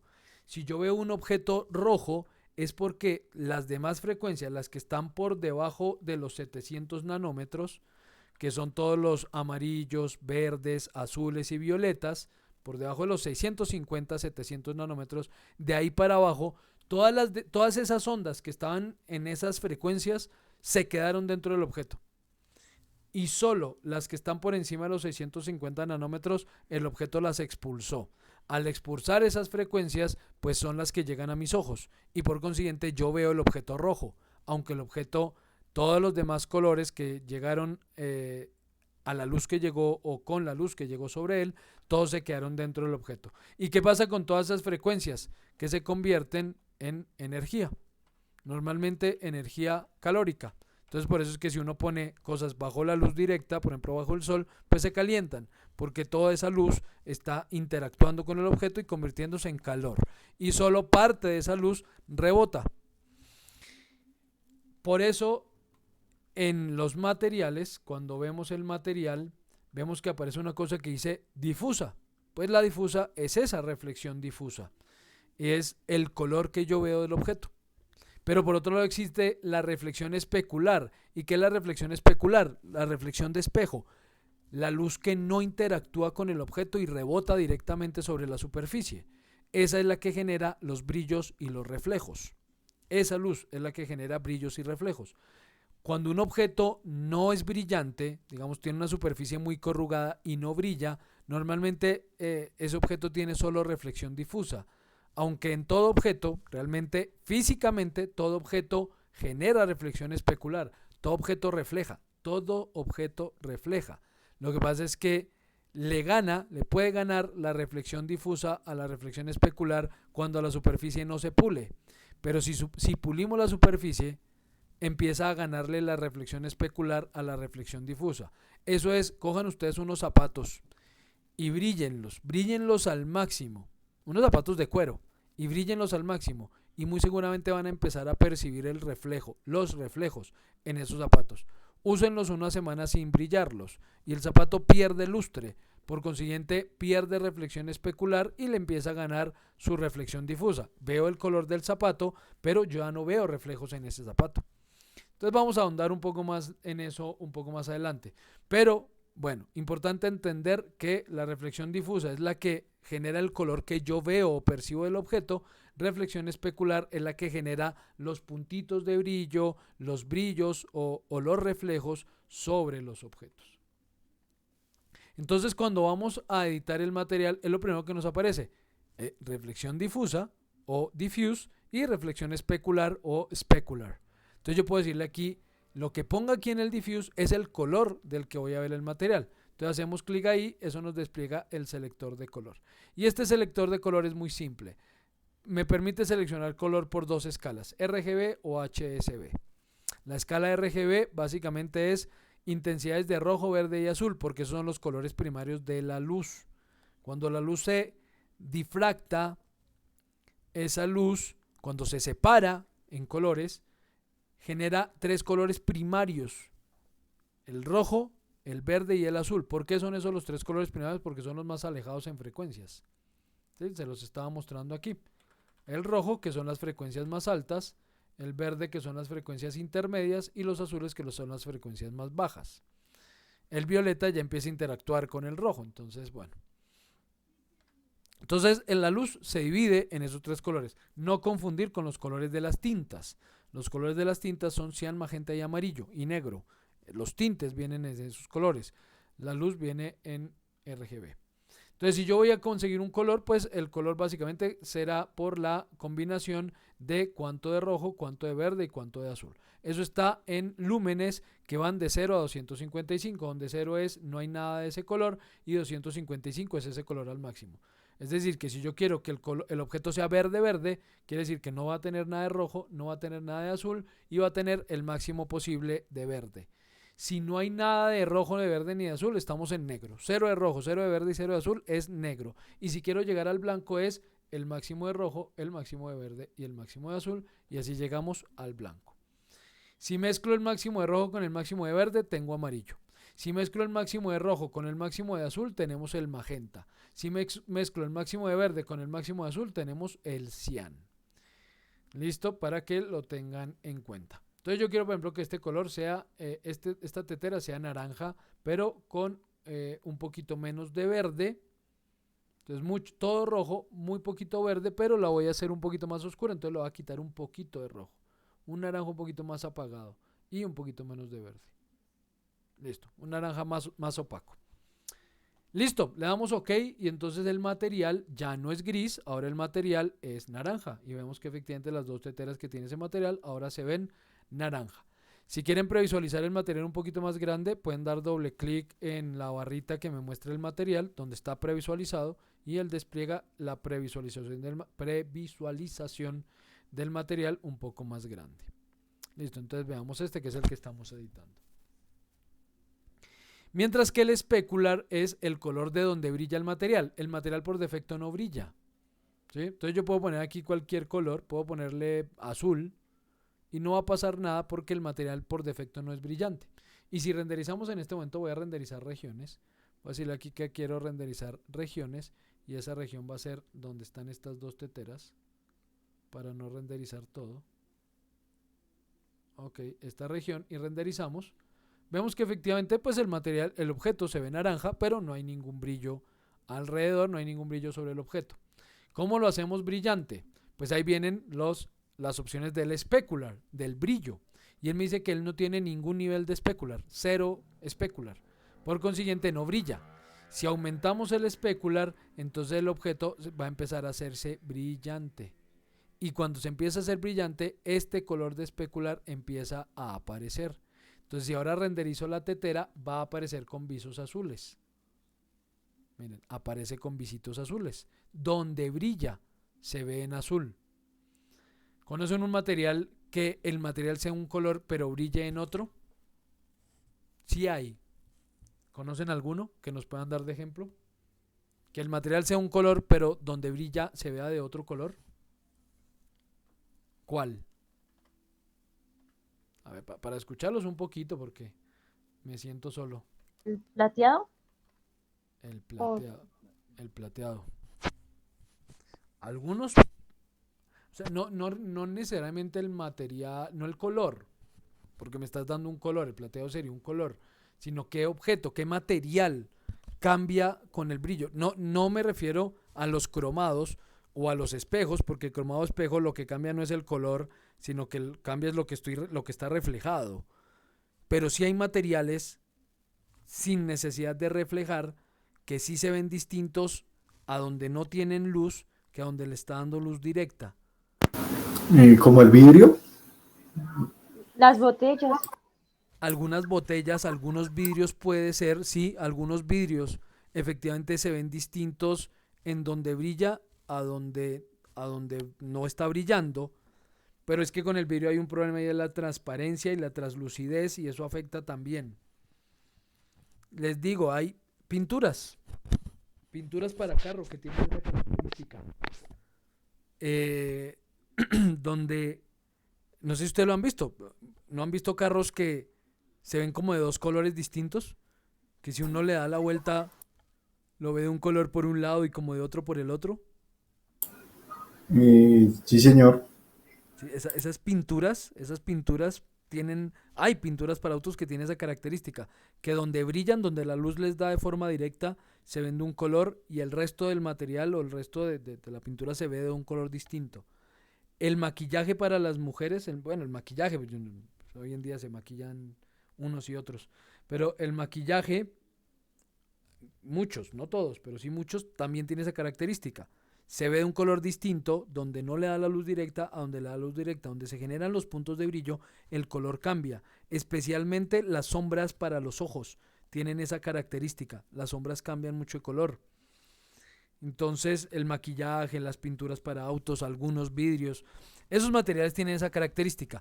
Pero un material, digamos, no tratado con ese fin, por ejemplo, hablemos de la madera, un plástico normal, un metal normal, no tiene esa característica. No cambia el color donde brille. ¿Sí? Entonces, si yo quisiera, por ejemplo, que estas teteras se vieran plástico naranja, pues un plástico normal, un PETG o PLA o PET normal o lo que sea, pues no tiene esa opción, no tiene esa característica.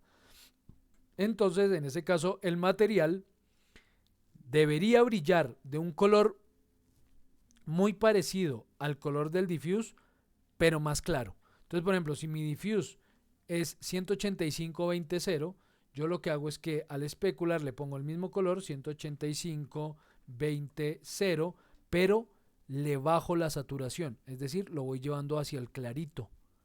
Entonces, aquí, por ejemplo, donde brille, no quiero que pierda el color naranja, quiero que sea de tono naranja, pero que se vea claro, mucho más claro. Entonces voy a hacer esto un poco más concentrado el brillo para que veamos qué ocurre ahora. Miren, ahora donde brilla se ve naranja, pero se ve un naranja mucho más clarito. ¿Sí? Tampoco es lógico, o por lo menos no sería muy útil ponerle blanco blanco. O sea, que donde brille, brille en blanco, porque esto lo hacen muchos. ¿Sí? Donde usted brille, brille en blanco. Y pues no muchos materiales van a brillar en blanco blanco, porque eso hace que se pierda el color donde él brilla. Y con excepción de los metales, eso no pasaría en un plástico, en una madera, o sea, en un polímero o un cerámico normalmente esto no pasaría, tal vez en un metal. Yo voy a dividir esto igual que se dividen los materiales en la vida real para la industria. Los materiales para la industria tienen esa clasificación. Se dividen en tres grandes familias: cerámicos, polímeros y metálicos.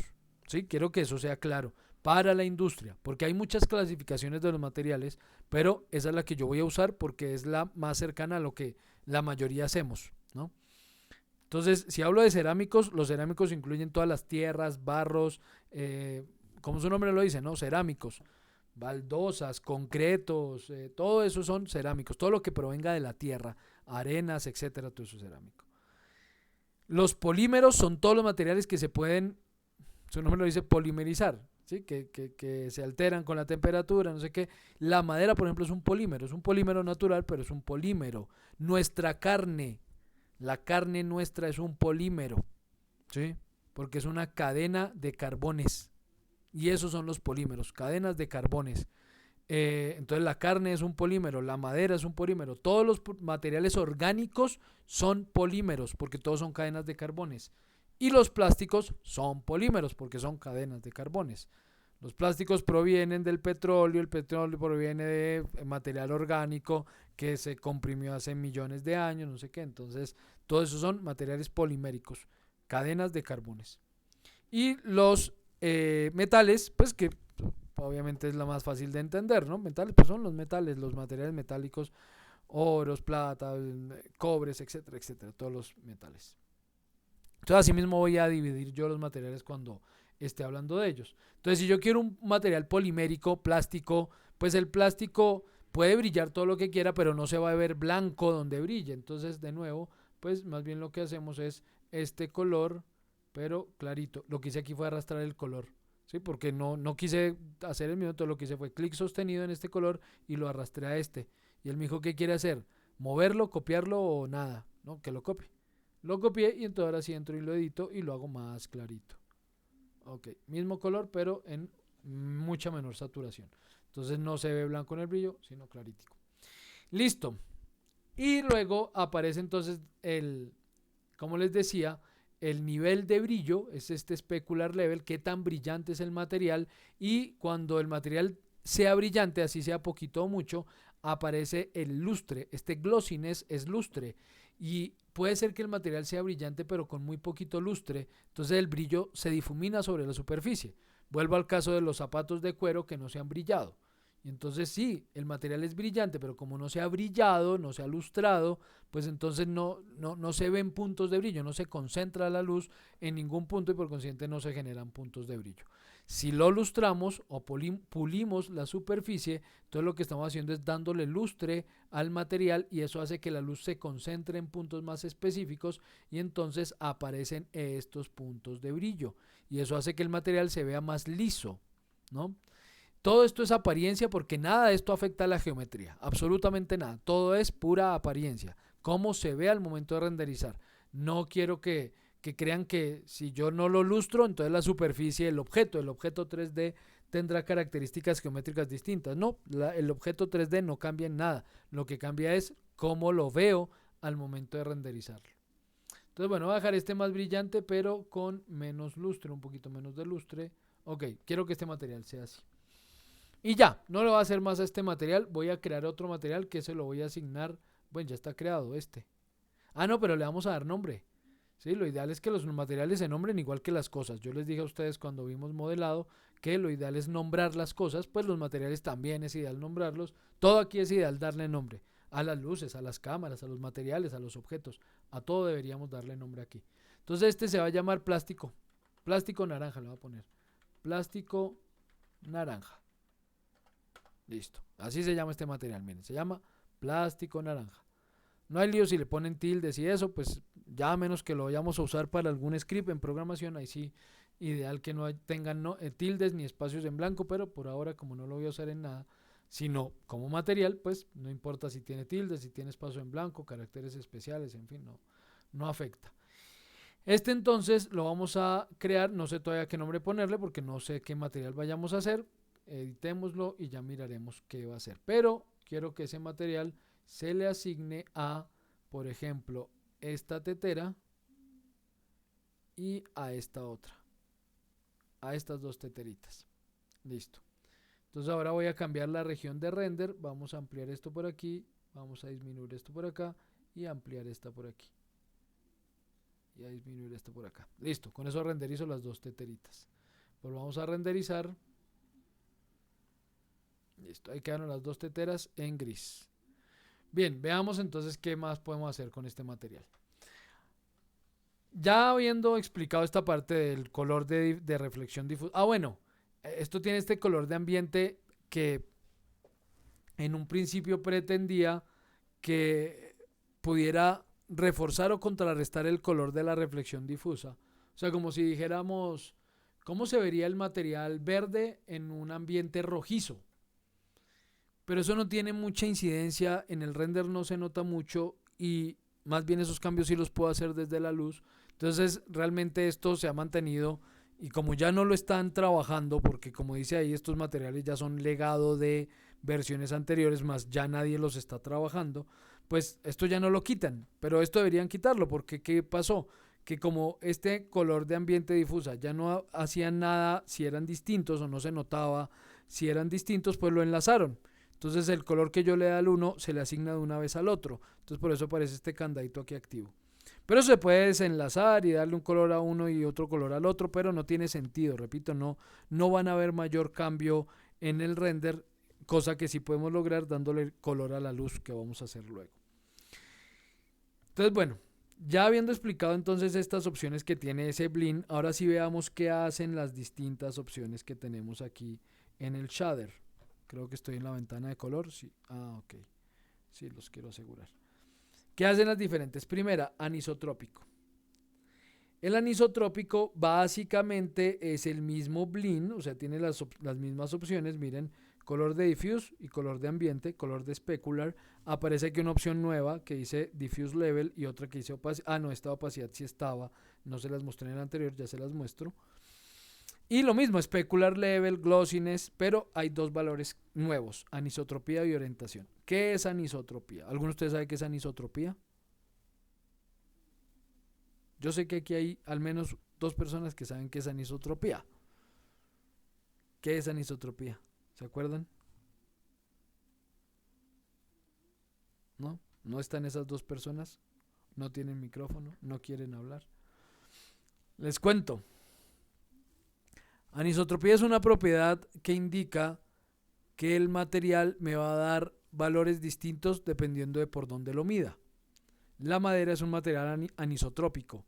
¿Por qué? Porque la madera me da resultados distintos si la mido perpendicular a la beta, así la mido paralela a la beta. Si yo, por ejemplo, voy a medir la resistencia de la madera y la mido paralela a la beta, hago la medida paralela a la beta, la resistencia es mucho mayor que si mido la resistencia perpendicular a la beta. Si yo le aplico, pongamos, al mismo bloque de madera, le pongo 200 kilos perpendicular a la beta, se rompió. Mientras que paralelo a la beta le puedo poner 500 kilos y no le pasa nada. ¿Sí? Es un material anisotrópico. Entonces, cuando hablamos de anisotropía, en el caso de este material, lo que va a pasar es que voy a ponerle esto un color cualquiera. Yo aquí no lo selecciono, voy a decirle que sea un color por los azules, con alguito de verde y más bien oscurito. Entonces quiero que sea azul con más saturación, un poquitico más de verde, un poquito más de verde, un poquito más de azul, pero un poquito más oscuro tal vez, nada de rojo. Ok, ese es el color que quiero y lo vamos a hacer con un alto nivel de specular, digamos que brille aquí 90 y bien lustradito, que tenga un glossiness por ejemplo de 50, bien lustrado. Con una anisotropía, por ejemplo, de 80, la anisotropía va de 0 a 100, donde en 0 no hay anisotropía. ¿Qué quiere decir? En este caso, la anisotropía se refiere a que el brillo, los brillos se adapten o no a la geometría. Si el material no tiene anisotropía, miren lo que pasa con los brillos. Renderizamos y los brillos son redonditos. Todos los brillos aquí son redonditos, miren. Este brillo es redondito, estos brillos de acá son redonditos. ¿Qué pasa cuando le subimos el valor de la anisotropía? Por ejemplo, a 70 y volvemos a renderizar. Miren que ahora los brillos se adaptan a la geometría. Donde la geometría se engorda, el brillo se estira. El brillo, por ejemplo, aquí en la boquilla se curva el brillo con la boquilla. Se alarga también aquí en la tapa. Entonces los brillos funcionan distinto cuando son anisotrópicos a cuando no lo son. Normalmente los brillos son anisotrópicos, normalmente. Entonces si hemos de usar en algún momento scanline, lo ideal sería que los materiales fueran anisotrópicos para que el brillo se comporte de una forma un poquito más cercana a la realidad. El brillo redondo como estos no es real, para nada. Las cosas no brillan realmente en redondo sin importar su geometría, brillan según la geometría. Entonces eso es la anisotropía, lo mismo que el Blinn, pero ese valor de anisotropía me permite hacer eso, que el brillo se adapte a la geometría. Y lo puedo girar un poquito, por ejemplo, si lo giramos aquí 30 grados, miren lo que ocurre ahora con el brillo. Los brillos se giran, hacen este efecto de giro. Interesante si por ejemplo yo quisiera resaltar que la tetera fue hecha por ejemplo en un torno. Si eso fuera una tetera hecha de esas que se hacen en barro, que se hacen en torno de barro y alguien va pedaleando, el torno va girando y alguien le va dando forma con la mano a lo Ghost, solo me entienden los más viejitos, pues efectivamente el objeto tendría esa característica geométrica. Se notaría pues que tiene una dirección, como que la superficie genera una dirección y esa dirección la podríamos simular o digamos tratar de imitar con este giro de la luz, con la anisotropía. Entonces podemos jugar con eso y es bien interesante. Mira, por ejemplo, el efecto sobre la tapa. Ven que los brillos se van curvando sobre la tapa. Es bien interesante porque parece efectivamente que el objeto fuera torneado y no fundido por molde.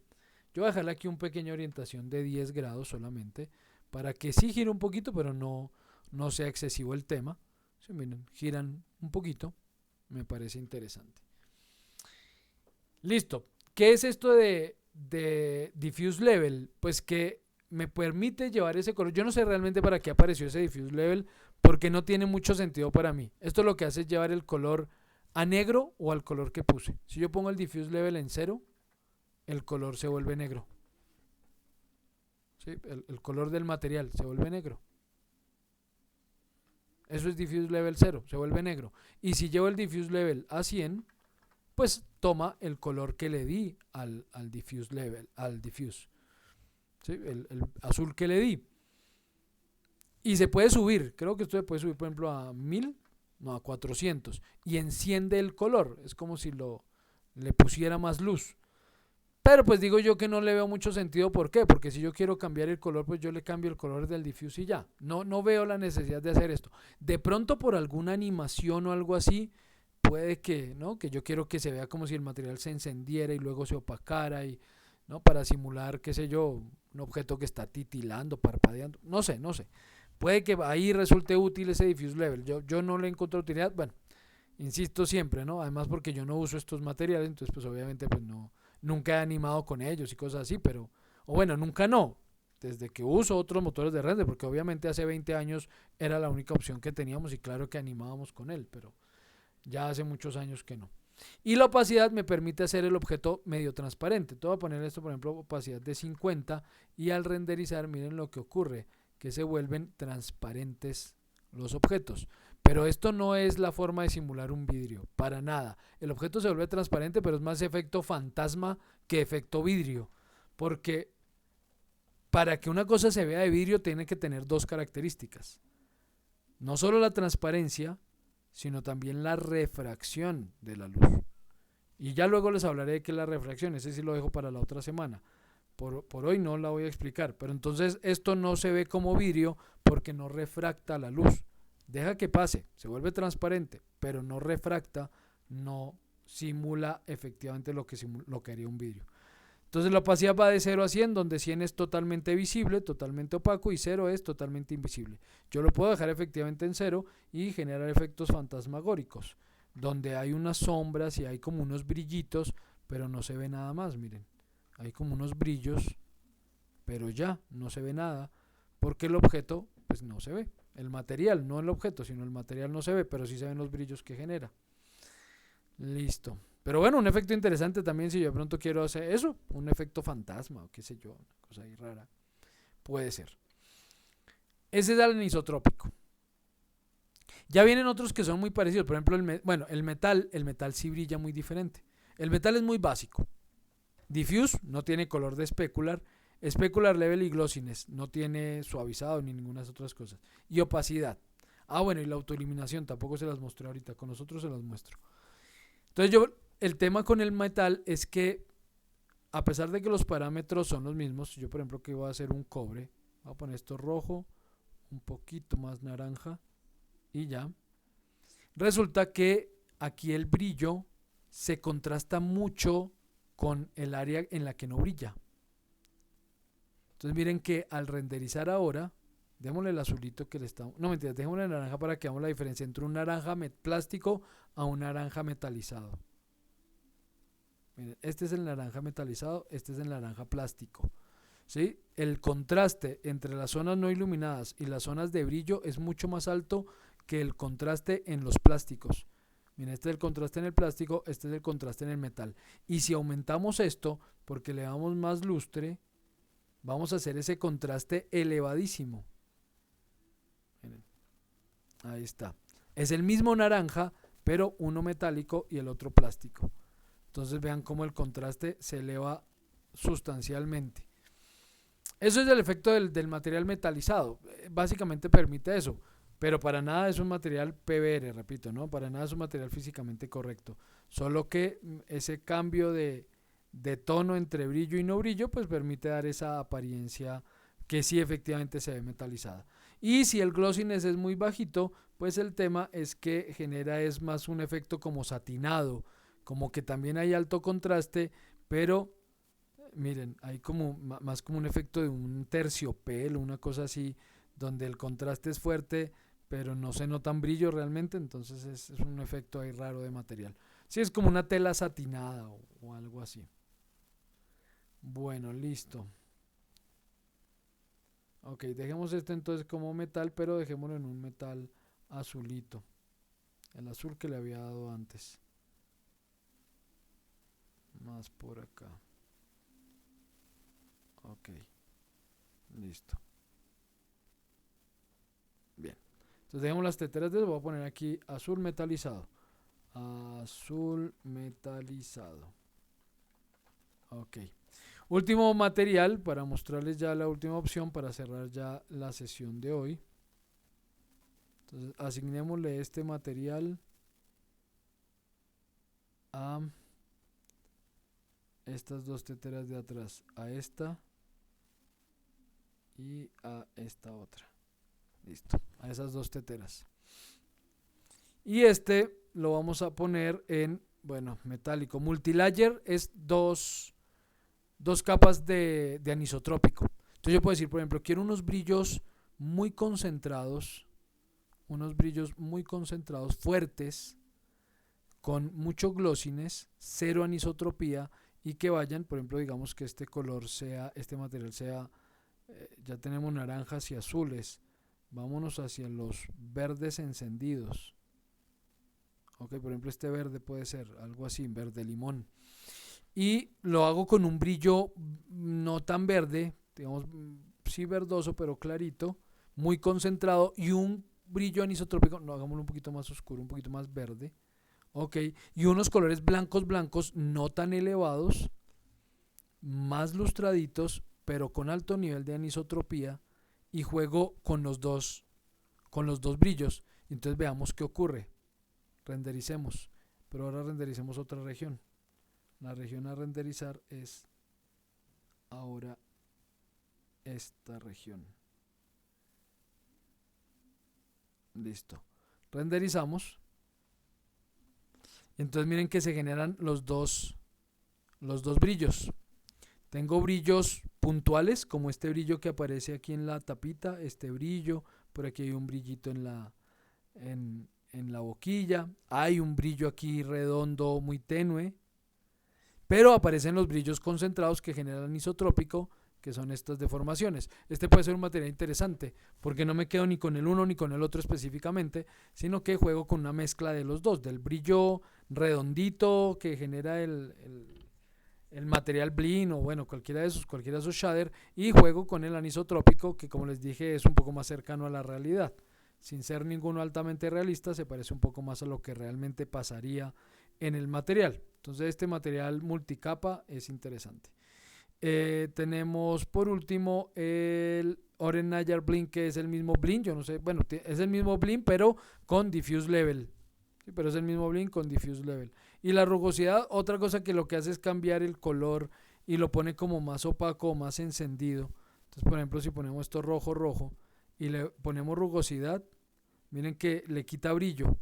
Y si le quito rugosidad, le pone un poquito más de brillo. Entonces, como que lo enciende un poquito y lo apaga, pero es más un efecto de cambio de color en el brillo. O sea, cambia un poco más es el color del specular que otra cosa. Entonces, yo la verdad nunca le he encontrado como mucho uso a este roughness ni a ese diffuse level, pero bueno, por algo estarán ahí. Y nada, de resto no es el mismo Blin.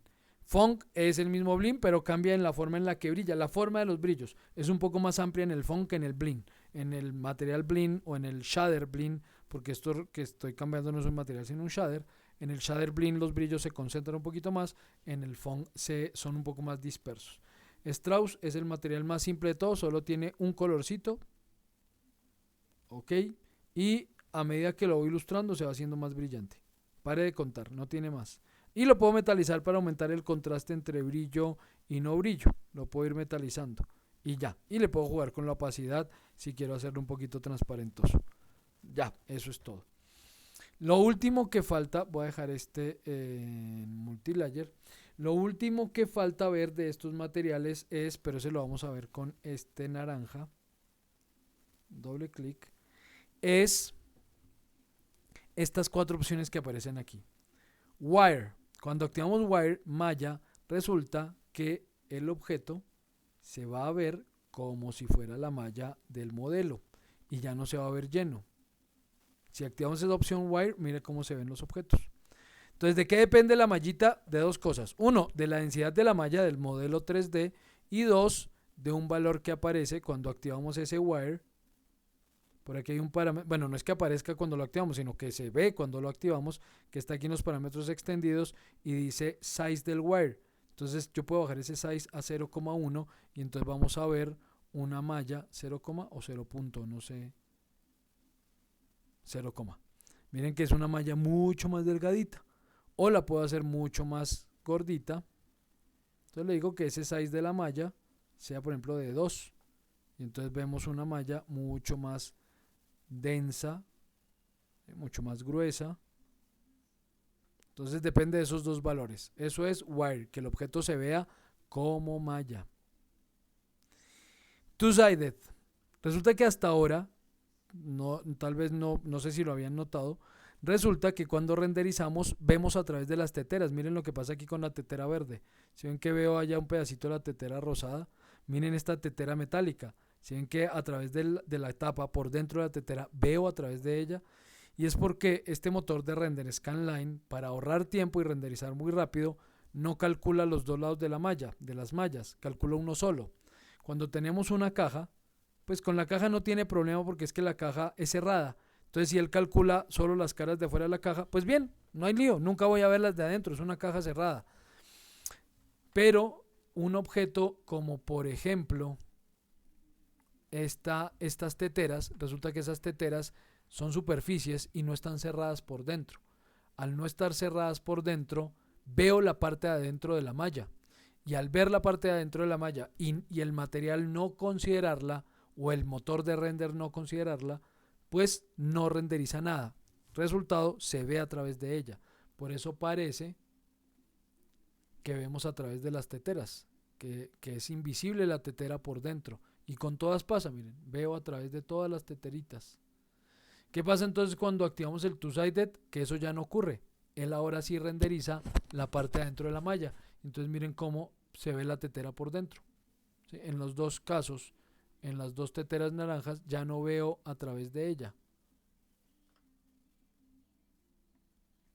Miren, ¿ven? Ya no veo a través de la tetera, veo la parte de adentro de la teterita. ¿Sí? Lo que no ocurre con las demás. Miren que todas las demás teteras veo a través de ellas. Eso es two-sided, que él renderiza los dos lados de la cara. Face Map, esto lo vemos la próxima semana cuando veamos mapas, porque sin los mapas no les puedo mostrar o explicar qué es Face Map. Y facetado es para que él me muestre la realidad del objeto. Yo les he dicho que aquí no existen las curvas, que todo esto es una secuencia de caras planas, pero él hace un efecto con la luz para aparentar que la superficie es curva. Difumina la luz. Cuando activamos ese facetado en el material ocurre esto, y es que él me muestra la realidad del objeto, me muestra cómo son realmente las caras del objeto. Son caras planas, pues me muestra caras planas. Miren, ahí está, me muestra caras planas, eso es facetado. Listo, con eso los dejo por el día de hoy. ¿Alguna pregunta, alguna consulta, alguna opinión, comentario? Recuerden que yo les escribí entonces en la tarde. Recuerden que ahora los dos lunes, los que no son festivos, el 5 y el 12 de junio, vamos a tener sesión. Lo hago con el fin de que quienes no pudieron asistir finalmente los sábados, al menos tengan esas dos sesiones como oportunidad para conectarse, hacer preguntas, de pronto resolver dudas. Si por alguna razón alguna de ustedes o de ustedes no puede conectarse durante los lunes, no hay lío, igual esas dos sesiones también quedarán grabadas, se las compartiré de igual manera. Sí vamos a abordar tema nuevo, pero las voy a grabar y las voy a compartir. Profe, Dime, yo sí tengo una pregunta. señor. ¿Me escucha?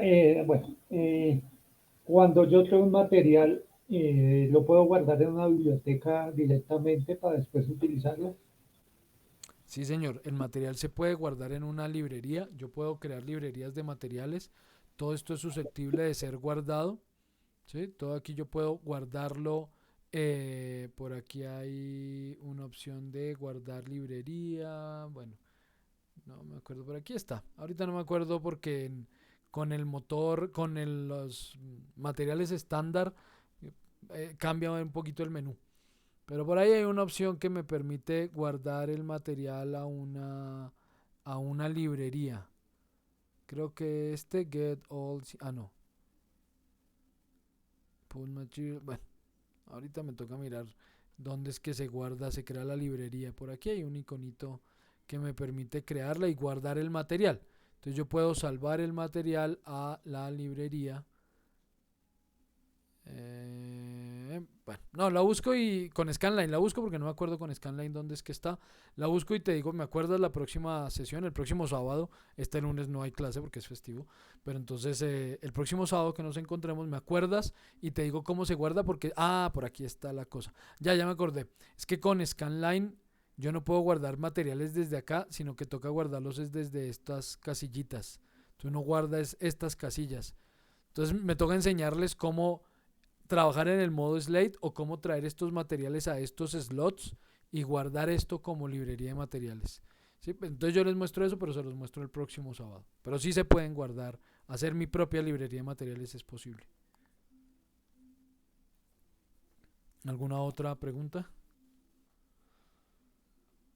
Bueno, muchas gracias por acompañarme. Sé lo difícil que es el horario, así que más agradezco a quienes están aquí conmigo. Nos vemos el próximo sábado. Cualquier cosa me pueden escribir, me pueden preguntar.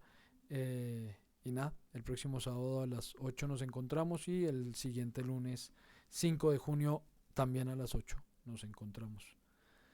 Muchas gracias, descansen, buen resto fin de semana, buen puente, cuídense mucho, nos vemos.